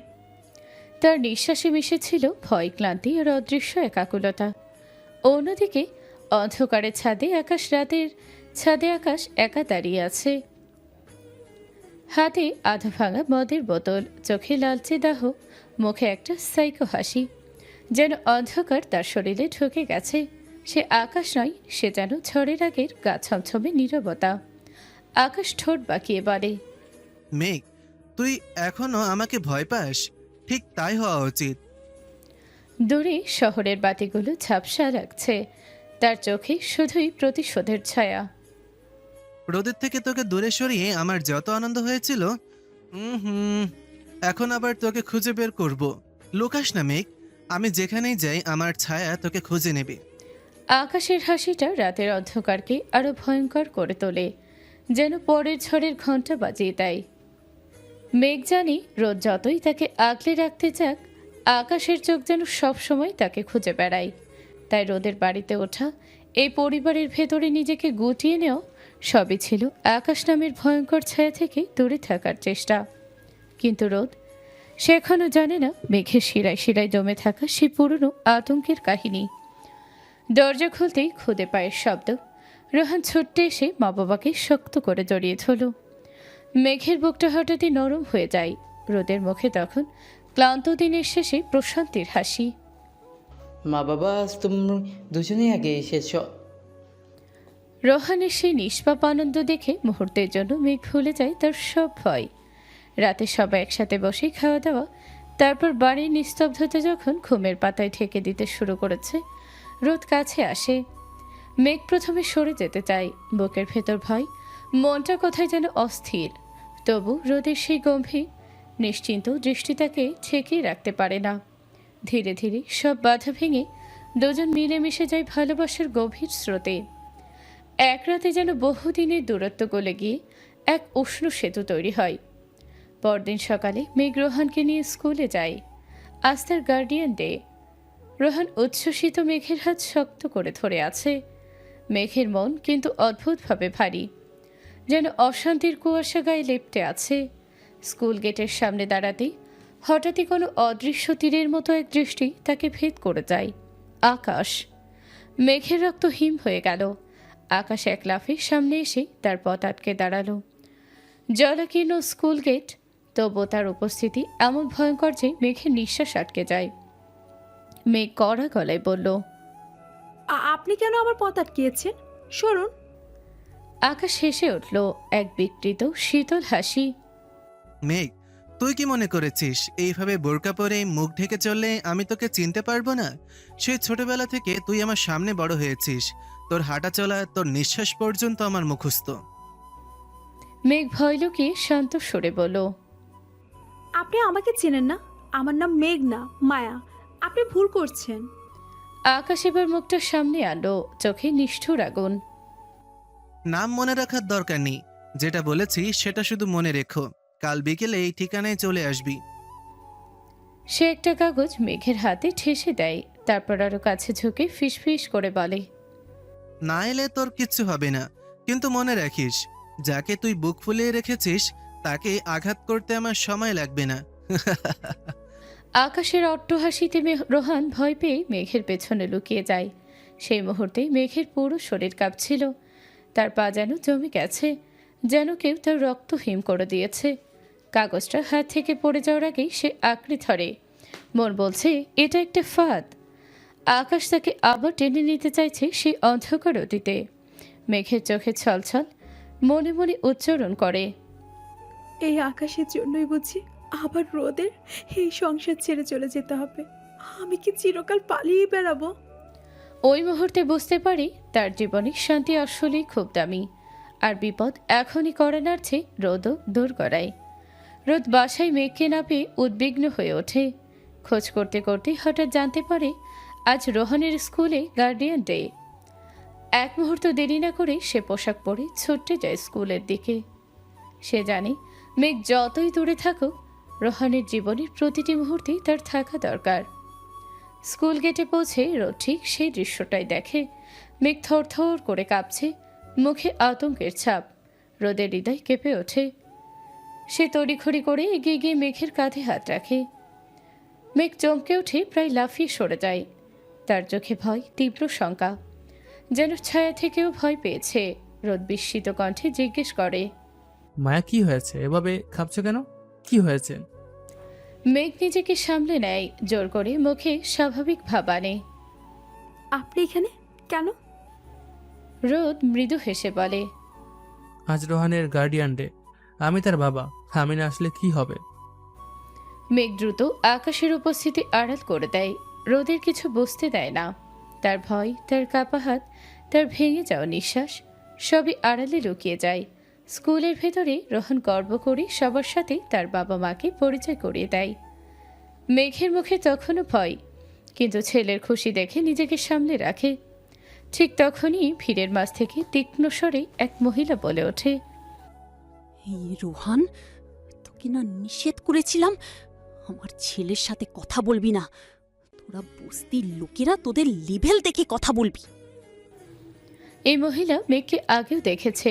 প্রতিবারই বিষ ছেড়ে কথা বলে, কটু কথা বলে অপমান করত। মহিলাটা আবার মুখ খোলে, তোমাদের মা ছেলে তো লজ্জা শরম নাই। কত অপমান করেছি তারপরও। মেঘ এবার আর চুপ থাকতে পারে না। তার চোখে দৃঢ়তা জ্বলে ওঠে। মিস, কেন বারবার এমন অপমানজনক কথা বলেন? যতবার আমি গার্ডিয়ান ডেতে আসি আপনার সমস্যা শুরু হয়। হ্যাঁ, আপনার আসল সমস্যা কি? মহিলা ঠোঁটে বিষ এনে বলে, আমার সমস্যা? সমস্যা তোদের মতো লোকেরা বস্তির মানুষ হয়ে হাই সোসাইটির সাথে চলার চেষ্টা করলে যা হয়। এই তারপর মেঘের দিকে আঙুল তুলে কুৎসিত গলায় যোগ করে, আজ দেখি নতুন নাগরও এনেছিস। হোটেলে যাওয়ার জন্য বোরকা পরে এসেছো তাই না? সেই মুহূর্তে মেঘের বুক ভেঙে যায়, গলা বেয়ে অশ্রু নেমে আসে, কিন্তু সে মাথা নত করে না। মেঘ ধীরে বলে, মুখ সামলে কথা বলুন।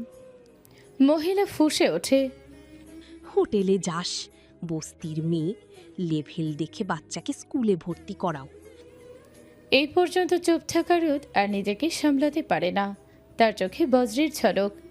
এক লাফে এগিয়ে গিয়ে ঠাস করে একটা চর কষিয়ে দেয় সেই মহিলাকে। পুরো হলঘর স্তব্ধ। শব্দ থেমে যায়, বাতাস জমে যায়। মহিলা চিৎকার করে ওঠে, তোর সাহস কেমনে হয় আমাকে চর মারার? এই মুন্না, তোর বাবা কোথায়? ডাক্তারকে। রোদ দীপ্ত কণ্ঠে বলে, নারী জাতি, তাই চড় মেরেছি। যদি ছেলে হতেন হাড় ভেঙে দিতাম।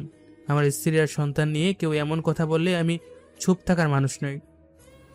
শীঘ্রই সেই মহিলার স্বামী এসে চিৎকার করতে থাকে, কে আমার স্ত্রীকে থাপ্পড় দিয়েছে? কিন্তু লোকটা সামনে এসে রোদকে দেখে কেঁপে ওঠে। তার চোখ বিস্ফোরিত। আরে মিস্টার রোদ চৌধুরী, আপনি এখানে? লোকটির কণ্ঠ বদলে যায়, এক লাফে সেবা হাসিতে পরিণত। মহিলা অবাক হয়ে তাকিয়ে থাকে। স্বামীর এরূপ সে কখনো দেখেনি। রোদ শান্ত গলায় বলে, আপনি তো একটু আগেই চিৎকার করছিলেন মনে হচ্ছে। মহিলা তখন স্বামীকে বলে ওঠে, এই লোকটাই আমাকে চর মেরেছে। লোকটা হতবাক হয়ে রোদের দিকে তাকায়, তারপর নিজের স্ত্রীর দিকে ফিরে চর কষিয়ে দেয়। পুরো ভিড় হতবাক, মহিলা স্তম্ভিত। এরপর লোকটা এখানে হও সকল ঘরে শুনি। এরপর লোকটা গর্জন দিয়ে বলে ওঠে, জানো উনি কে? আর গ্রুপের মালিক রফিক চৌধুরীর একমাত্র ছেলে রোজ চৌধুরী। তুমি তার স্ত্রী ও সন্তানকে নিয়ে বাজে কথা বলেছ, লজ্জা হয় না? এক ঝটকায় সব গার্ডিয়ানের মুখ শুকিয়ে যায়। সবার চোখে বিস্ময়। যাকে তারা এতদিন তুচ্ছ বলে ভাবত, যার সন্তানকে উপেক্ষা করত, যার স্ত্রীকে অপমান করত, সে আসলে এমন একজনের পরিবার যার নাম শুনলেই এ শহর কেঁপে ওঠে। দেখতে সাধারণ কিন্তু পরিচয় অপ্রতিরোধ্য। মেঘ নিজের দিকে তাকিয়ে থাকে, নিচের দিকে, কিন্তু তার চোখে এবার ভয় নয়, এক অদ্ভুত ঝড়ের পূর্বাভাস। রোদ আজও মেঘের জন্য দাঁড়িয়েছে, লড়েছে। মেঘ ভেতরে ভেতরে এক অদ্ভুত উষ্ণতা অনুভব করে। একজন মানুষের জন্য এমন নিঃশর্ত সুরক্ষা কি কোনো অভাগী মেয়ের জীবনে সত্যি সম্ভব? তবু সেই উষ্ণতার আড়ালেও কাঁপতে থাকে তার বুক, কারণ রোদের শক্ত হাতের পাশে লুকিয়ে আছে আরেকটা অন্ধকার হাত, আকাশ, যার ছায়া মেঘকে আজও তারা করে ফেরে। পরদিন অফিসে সমস্ত কাজ শেষ করে মেঘ ম্যানেজারের কক্ষে যায়। তার কাপা হাতে একটি খাম। স্যার, দয়া করে এই চিঠিটা রোদ স্যারকে দিন, তবে এখানে নয়, 1 ঘন্টা পরে। এখন দিলে উনি আমাকে বকবেন। ম্যানেজার অবাক হলেও মাথা নেড়ে সম্মতি দেয়। মেঘ দ্রুত বেরিয়ে যায়। বুকের ভেতর একটা ভারী ঢেউ, চোখে ভয় পায় সিদ্ধান্ত। বাসায় ফিরে রোহানকে কোলে টেনে নেয়। মুখে মিথ্যে হাসি, কিন্তু চোখে আতঙ্কের রেখা। তারপর লুকিয়ে নিঃশব্দে মা ছেলে চলে যায় বাসা থেকে। যেখানে শেষবার ফিরেছিল সেখান থেকেই আবার পালানো শুরু।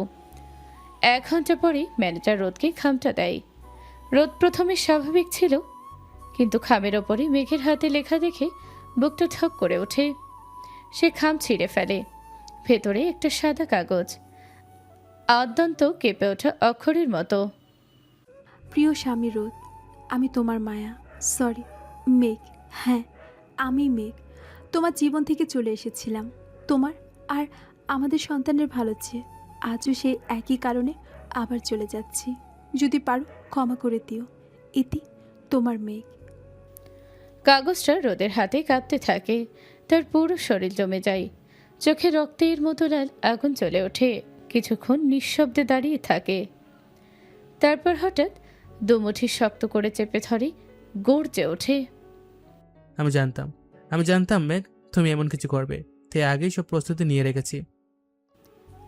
তার চোখের গভীরে প্রথমবার দেখা যায় ভদ্র শান্ত রোদ চৌধুরী নয়, একটা দহনশীল ঝড়। আমি আসছি মেঘ। তার কণ্ঠ ভারী, বিষাক্ত।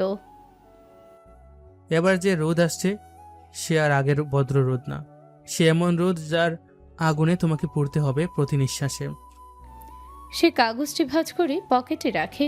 চোখে প্রতিজ্ঞা, হাঁটায় ঝড়, হৃদয়ে তাণ্ডব। আমি জানি মেঘ তুমি কোথায় গিয়েছো।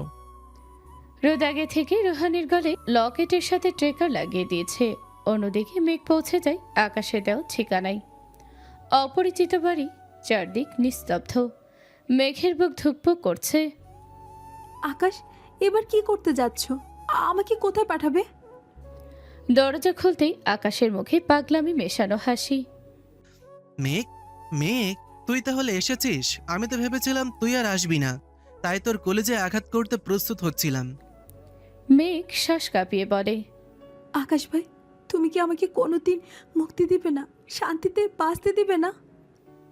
আকাশ হেসে ওঠে, শীতল খুলে হাসি। মেঘ, তুই তো আমার শান্তি, আমার নিঃশ্বাস। তুই অন্যের বুকে শান্তি নিবি আর আমি দেবদাস হয়ে রাস্তায় ঘুরবো? এটা কি করে হয়? মেঘ মুখ ফিরিয়ে বলে, এবার বলো আমাকে কোথায় যেতে হবে? কিন্তু কথা শেষ হতেই আকাশ মেঘের হাত দুমড়ে মুচড়ে নিজের বুকে টেনে চেপে ধরে।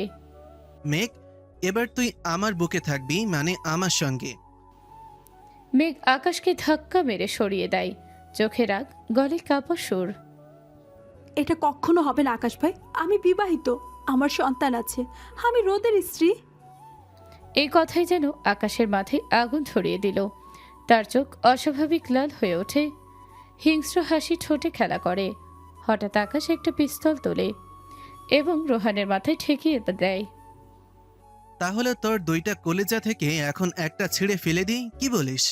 মেঘ চিৎকার করে ওঠে। প্লিজ আকাশ ভাই, চাইলে আমাকে মেরে ফেলেন, কিন্তু আমার ছেলেকে ছেড়ে দিন। তার কথাও শেষ হয়নি, ঠিক তখনই ধাই ধাই দুইটা গুলির শব্দ, মাটিতে ধুলো উড়ে যায়। আকাশ হাঁটু ভেঙে যন্ত্রণায় চিৎকার করতে করতে মাটিতে লুটিয়ে পড়ে। তার দুই হাঁটুতে গুলি লেগেছে। আর দূরে দাঁড়িয়ে রোদ, চোখে আগুন, মুখে তীব্র রাগ, হাতে ধোয়া ওঠা বন্দুক। পৃথিবীর সমস্ত রোষ একসাথে যেন রোদের বুকের ভেতর জমে বিস্ফোরণ ঘটালো। সে ধীরে ধীরে এগিয়ে আসে, মুখে ক্ষোভের রক্তিম ছায়া, চোখে আগুনের দৃষ্টি। আকাশ ব্যথায় কাতরাতে কাতরাতে মাটিতে লুটিয়ে আছে, আর রোদ পাষাণের মতো কঠিন মুখে তার বুকে ঠিক অপর একটা লাথি বসিয়ে গর্জে ওঠে। আকাশ, তোকে আগেও পরিষ্কার করেছিলাম দূরে থাকবি আমাদের জীবন থেকে, কিন্তু তুই আবার নোংরা ছায়া ফেলতে এলি। রোদের চোখে তখন আর মানুষ ছিল না, ছিল হিংস্র পশুর লাল শিখা।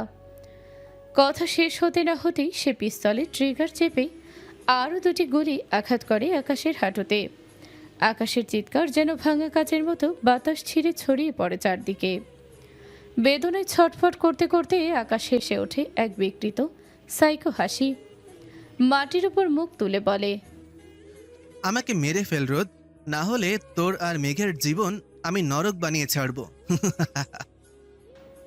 রোদের সারা শরীর কাঁপছিল ক্রোধে, তার গালে নীলচে শিরা ফুটে উঠেছে। সে ধীরে ধীরে আকাশের মাথায় বন্দুক তুলে ধরে। আকাশের চোখে ভয়, জঘন্য লোভ আর অসহায়তার কুৎসিত মিশ্রণ। ট্রিগার চেপে ধরার ঠিক আগ মুহূর্তে মেঘ ছুটতে এসে রোদের হাত শক্ত করে ধরে ফেলে, কাঁপা কণ্ঠে অনুনয়, রোদ প্লিজ, এটা করবেন না, যাই হোক খুন করবেন না। রোদ মেঘের দিকে তাকায় না, হিংস্র উন্মত্ত রাগে হাত ঝাঁকি দিয়ে মেঘকে সরিয়ে দেয়, আর মুহূর্তেই তার গালে কয়েকটা জ্বলন্ত থাপ্পড় বসিয়ে দেয়। রোদের গলা আগুনের মতো কঠোর। ডোন্ট টাচ মি, আমাকে স্পর্শ করার অধিকার তোমার নেই, শুনছ? নেই মিস মায়া ওরফে মেঘ। মেঘের চোখের জল থামতেই চায় না, তার বুক ভেদ করা কান্নার শব্দ বাতাস কাঁপিয়ে তোলে। রোদ তীক্ষ্ণ স্বরে বলে, তুই কি ভাবিস মেঘ? আমাকে আকাশের হাত থেকে বাঁচানোর জন্য তুই বারবার আমার থেকে পালিয়ে যাবে? এইভাবে আমাকে ছেড়ে চলে যাবি? এক মুহূর্ত নীরবতা, তারপর রোদের গলা আরো ভারী, আরো বিধ্বংসী। জানিস মেঘ, তুই যদি আমাকে ফেলে পালিয়ে যাস, আকাশের হাতে মরলে যতটুকু কষ্ট পেতাম তার চেয়ে 1000 গুণ বেশি কষ্ট পাই। মেঘ নিথর নির্বাক, শুধু চোখে অসহায়তা আর ভয়ের তো আকুতি। রোদ ধীরে ধীরে বলে, আকাশের হাতে মরলে আমি একবার মরতাম, কিন্তু তুই আমাকে ছেড়ে যেদিন গেলে সেদিন থেকে আমি প্রতিদিন মরছি, প্রতি নিঃশ্বাসে, প্রতি ক্ষণে, তিলে তিলে, 1000 যন্ত্রণায় মরছি মেঘ। রোদের চোখ ভিজে যায়, কিন্তু দৃষ্টি কঠিনই থাকে। এটাকে বেঁচে থাকা বলে না মেঘ। রোদের বুকের ভেতর এখনো আগুন থেকে থেকে জ্বলছে। মেঘকে সামনে দাঁড়িয়ে কাঁপতে দেখেও তার গলা নরম হয় না, বরং আরো শক্ত, আরো ধারালো হয়ে ওঠে। রোদ গর্জে ওঠে, শুনো মেঘ, আমি তোমাকে নিজের জীবনের চেয়েও বেশি ভালোবাসি। তুমি আমার শ্বাস, আমার রক্তে মিশে থাকা একমাত্র সত্য, কিন্তু তাই বলে তোমাকে আবার হারানোর ভয় নিয়ে আমি আর বাঁচব না। এখন থেকে তুমি দেখবে নতুন রোদ, যে রোদের আগুনে তুমি প্রতিদিন পড়বে, জ্বলবে, কিন্তু ভালোবাসা না, তার এক ফুটও পাবে না। মেঘের চোখ ভেঙে যায়, কথা জড়ানো, কিন্তু বুক ভরা সত্য নিয়ে সে বলে, রোদ, আমি তোমাকে কতটা ভালোবাসি তা ভাষায় বলা যায় না। তুমি চাইলে তোমার হাতেই যদি আমার মৃত্যু আসে, আমি সেই মৃত্যু তো হাসি মুখে জড়িয়ে নেব, কারণ তুমি আমার সব। মেঘ কথা শেষ করতেই রোদের ঠোঁটে ফুটে ওঠে এক তাচ্ছিল্যের ব্যথা ভরা হাসি, যেন সে নিজেই নিজের ভালোবাসাকে বিশ্বাস করতে চাইছে না। এটাকে ভালোবাসা বলে না মেঘ। তার কণ্ঠ বরফের মতো ঠান্ডা, তারপর কঠোর নির্দেশ, বাহিরে গাড়ি আছে, গিয়ে বসো। রোহান কোনায় সিটিয়ে দাঁড়িয়েছিল, ভয়ে স্তব্ধ, কথা বলার শক্তিও নেই। রোদ তার দিকে তাকিয়ে একটু নরম হয়ে বলে, বাবা যাও, গাড়িতে বসো। রোহান ধীরে ধীরে মায়ের হাত ধরে গাড়ির দিকে চলে যায়। ঠিক সেই মুহূর্তেই থানার গাড়ির সাইরেন বাতাস ছিঁড়ে কাছে আসে। দুজন পুলিশ অফিসার এসে আকাশকে মাটির ওপরে থেকে তুলে নেয়। আকাশ যন্ত্রণায় কাতরাচ্ছে, রক্ত ঝরছে হাঁটু থেকে। তবুও তার চোখে পাগলামির হাসি যেন এখনও নিভে যায়নি। রোদ পুলিশকে সমস্ত ঘটনা ঠান্ডা মাথায় বুঝিয়ে পারল। মাথা নেড়ে পুলিশ আকাশকে গাড়িতে তুলে নেয়। কয়েক সেকেন্ড নীরবতা, তারপর রোদ ফিরল ধীর ভারী পায়ে আর বসে পড়ল গাড়ির ড্রাইভিং সিটে। তার মুখে কোনো কথা নেই, কোনো অনুভূতিও নেই, শুধু দু চোখে ঝড়ের আগে নিস্তব্ধতা। বাসায় ঢুকতেই ঝড়ের মতো নেমে এলো অভিযোগের বৃষ্টি। রোদের বাবা মা দুজনেই ছুটে এসে মেয়েকে ঘিরে দাঁড়ালেন। চোখে ব্যথা, কপালে রাগ, কণ্ঠে হতাশা। রোদের মা কাপা গলায় বললেন, মেঘ, তুই আমাদের এভাবে ছেড়ে চলে যেতে পারলি? একটুও কষ্ট হলো না? আমাদের কথা একবারও মনে পড়লো না? রোদের বাবা রফিক চৌধুরীর কণ্ঠ আরো ভারী, আরো গভীর। তোর মাও আমাকে এইভাবে ছেড়ে চলে গিয়েছিল মেঘ, আর কোনোদিন তাকে দেখিনি। তাই তোকে প্রথম দিন দেখেই যেন আমার বোনকে ফিরে পেয়েছিলাম। মেঘ যেন থমকে গেল, তার বুকের ভেতর যেন কি একটা ছিঁড়ে গেল। ধক করে উঠল হৃদয়। এসব কি বলছেন বাবা? কাপা কণ্ঠে জিজ্ঞেস করলো সে। আমার মা আপনার বোন? আমি জানতামই না। রোদ নিঃশ্বাস নিয়ে ধীরে ধীরে বলল, ম্যাক, তোমার মা বাবা পালিয়ে বিয়ে করেছিলেন। তোমার জন্মের সময় ফুফি মারা যান, তার মৃত্যুর সময় ফুফির বাচ্চাও মারা গিয়েছে। এটা বাবাকে বলেছিলেন, ম্যাগও মারা গেছে। বাক্যগুলো শুনে যেন পৃথিবীটা থেমে গেল। মেঘের পা কাঁপতে থাকে, শরীরটা নিস্তেজ হয়ে আসে। ধপ করে রফিক চৌধুরীর বুকের ওপর ঝাঁপিয়ে পড়ে সে, ভেঙে চূর্ণ হয়ে কান্নায় ভেঙে যায়। মামা, আমাকে ক্ষমা করে দিন। আপনি কি চিনতে পারিনি বলে আমাকে ক্ষমা করেন। রফিক চৌধুরী তার মাথায় হাত রাখেন। একটা বাবার হাত, একটা বিদীর্ণ বুকের সান্ত্বনা। এরপর মেঘ সব খুলে বলে, শুরু থেকে শেষ পর্যন্ত। আকাশের জুলুম, ভয়, পালানো, লুকানো, কাদা সব সত্য ছড়ে পড়ে তার কাপা ঠোঁট থেকে। রোদের মা চুপচাপ চোখ মোছেন। রফিক চৌধুরী দীর্ঘশ্বাস ফেলেন, কিন্তু রোদের মুখে কোনো নরম ভাব নেই। তার চোখে এখনো ঝড়। সামনে দাঁড়িয়ে থাকা মেঘের দিকে তাকিয়েও তার রাগ অল্পটুকুও কমে না। রোদ রাগে কাঁপতে কাঁপতে দাঁড়িয়ে থাকে। চোখে জমে থাকা ক্ষতগুলোর আগুন গল গল করে বেরিয়ে আসে কথার সাথে। ম্যাগ, আমি খুব ভালো করেই বুঝতে পারছি এসব আকাশেরই কাজ, তাই না হলে খানবাড়ির আজ এই করুণ অবস্থা কেন? সত্যি কথা বলতে আমি চাইলে তাদের পথে বসিয়ে দিতে পারতাম, ভিখারির মতো ফেলে রাখতে পারতাম। কিন্তু তোমার দাদুর মৃত্যুর আগে শেষ ইচ্ছে ছিল আমি যেন খানবাড়ির সবাইকে ক্ষমা করে দেই। আর নিহা, তার অবস্থা তো আরও ভয়ঙ্কর। সে এখন আকাশের দুটো বাচ্চার মা, আর আকাশের নির্যাতন, ওই দুইটা বাচ্চা না থাকলে হয়তো এতদিনে সে নিজের জীবনটাই শেষ করে দিত। নিহা আর তার মা তোমাকে কত খুঁজেছে জানো? শুধু একবার ক্ষমা চাওয়ার জন্য। মেঘ হতভম্ব হয়ে দাঁড়িয়ে থাকে, চোখ দিয়ে অঝরে পানি গড়িয়ে পড়ছে আর গলার স্বর কাঁপতে থাকে। এত কিছু হয়ে গেছে আর আমি কিচ্ছুই জানতে পারিনি। রোদ, প্লিজ তুমি আমাকে ক্ষমা করে দাও। রোদের ঠোঁটের কোণে ব্যথা জমে থাকা এক বিদ্রুপের হাসি ফুটে ওঠে। আমার জীবন থেকে 5টা বছর তুলে নিলে তুমি। 5টা বছর আমি আমার সন্তানকে ছুঁয়েও দেখিনি, একটু আদর করতে পারিনি, আর তুমি বলছো ক্ষমা করে দিতে। যদি তুমি সেই 5টা বছর আমাকে ফিরে দিতে পারো তাহলে ক্ষমা করব, তার আগে না। এই বলেই রোদ রোহানের হাত ধরে সোজা নিজের রুমে চলে যায়। দরজা বন্ধের শব্দটা পুরো বাড়ি নীরবতাকে ছিন্ন করে ফেলে। মেঘ একা দাঁড়িয়ে থাকে, চোখ দিয়ে জল পড়ে গাল বেয়ে মাটিতে। হৃদয়ের ভেতরটা কেমন মোচড় দিয়ে ওঠে। মেঘ মনে মনে বলে, এটা তো কোনোদিনই সম্ভব না। রোদ, তুমি আমার উপর রাগ করে কতদিন থাকবে? আমিও দেখব। আজ চৌধুরী বাড়িতে যেন অদ্ভুত এক উৎসবের বাতাস। বাড়ির দেয়ালে দেয়ালে আলো, মানুষের মুখে হাসি। মনে হচ্ছে বহু বছর পর পুরো পরিবার আবার সম্পূর্ণ হয়েছে। রান্নাঘরে ব্যস্ততা তুঙ্গে, মেঘ আর তার শাশুড়ি পাশাপাশি দাঁড়িয়ে।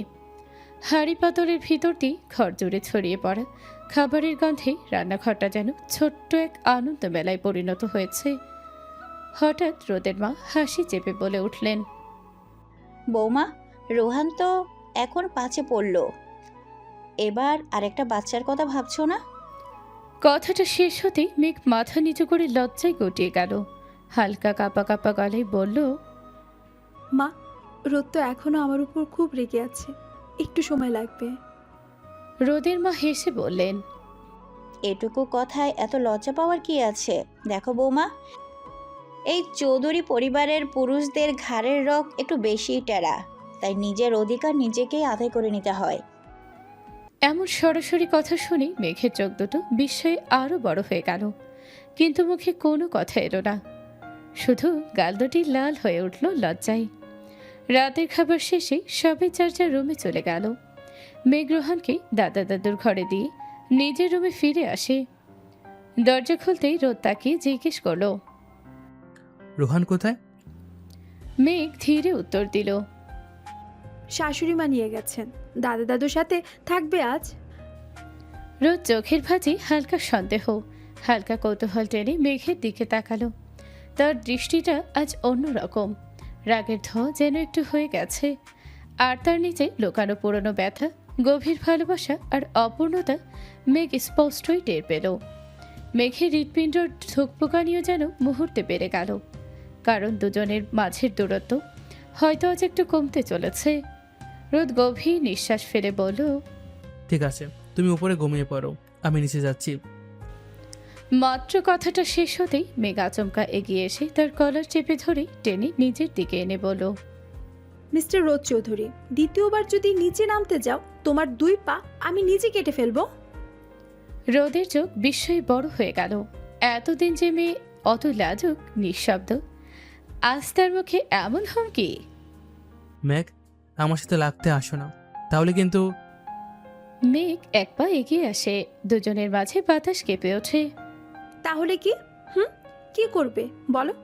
আমার সব তো তুমি আগেই দেখেছো, আমার লাশ শরম সব কিছু আগেই দেখে নিয়েছো, তাহলে আজ কেন এত দূরত্ব? রোদ বিস্ময়ে তাকিয়ে থাকে। ছি মেঘ, এসব কি বলছো? তোমার লজ্জা নেই? মেঘের চোখ দেখুন নদীর ঢেউয়ের মতো সাহসী, স্বচ্ছ আর গভীর। কিসের লজ্জা? আমি আমার স্বামীর সামনে দাঁড়িয়ে আছি, আজ আমি আমার অধিকার চাইবো, আদায় করব, প্রয়োজন হলে জোর করে করব। রোদের বুকটা হঠাৎ কেঁপে ওঠে। এই মেয়েটা যে একদিন কাঁদতে কাঁদতে তার হাত চেপে ধরত, আজ যেন আগুন হয়ে উঠেছে। মেঘ আবার কাছে আসে, তার নিঃশ্বাস রোদের গলায় লেগে যায়। কি হলো, দিবে নাকি? নাকি জোর করে নিতে হবে? রোদ দুহাতেই মেঘকে আঁকড়ে ধরল, স্বরে নরম এক আত্মসমর্পণ। থাক, জোর করতে হবে না, আমি নিজেই দিচ্ছি পুরোটা। মুহূর্তেই তাদের মাঝে আটকে থাকা বরফ গলে গেল। মেঘের চোখে জলজল করছে বহুদিনের জমে থাকা ভালোবাসা, আর রোদের চোখে সেই ভালোবাসার প্রতি নীরব স্বীকৃতি। রোদ তাকে নিজের বুকে টেনে নিল। মেঘের চুলি মুখ বুড়ি করে রোদ বলল না কিছু, কিন্তু তার আলিঙ্গন বলে দিল সব। দুজনের শরীর নয়, দুজনের আত্মা জড়িয়ে গেল। রাতের নরম আলো, জানালা দিয়ে ঢুকে পড়া চাঁদের রূপলি ছায়া তাদের ছুঁয়ে গেল। ঘরটা যেন নিঃশ্বাস আটকে দাঁড়িয়ে রইল। মেঘ রোদের কাঁধে মুখ লুকিয়ে ফিস ফিস করে বলল, তুমি আমার ভালোবাসা রোদ, তোমাকে ছাড়া আমার কিছুই নেই।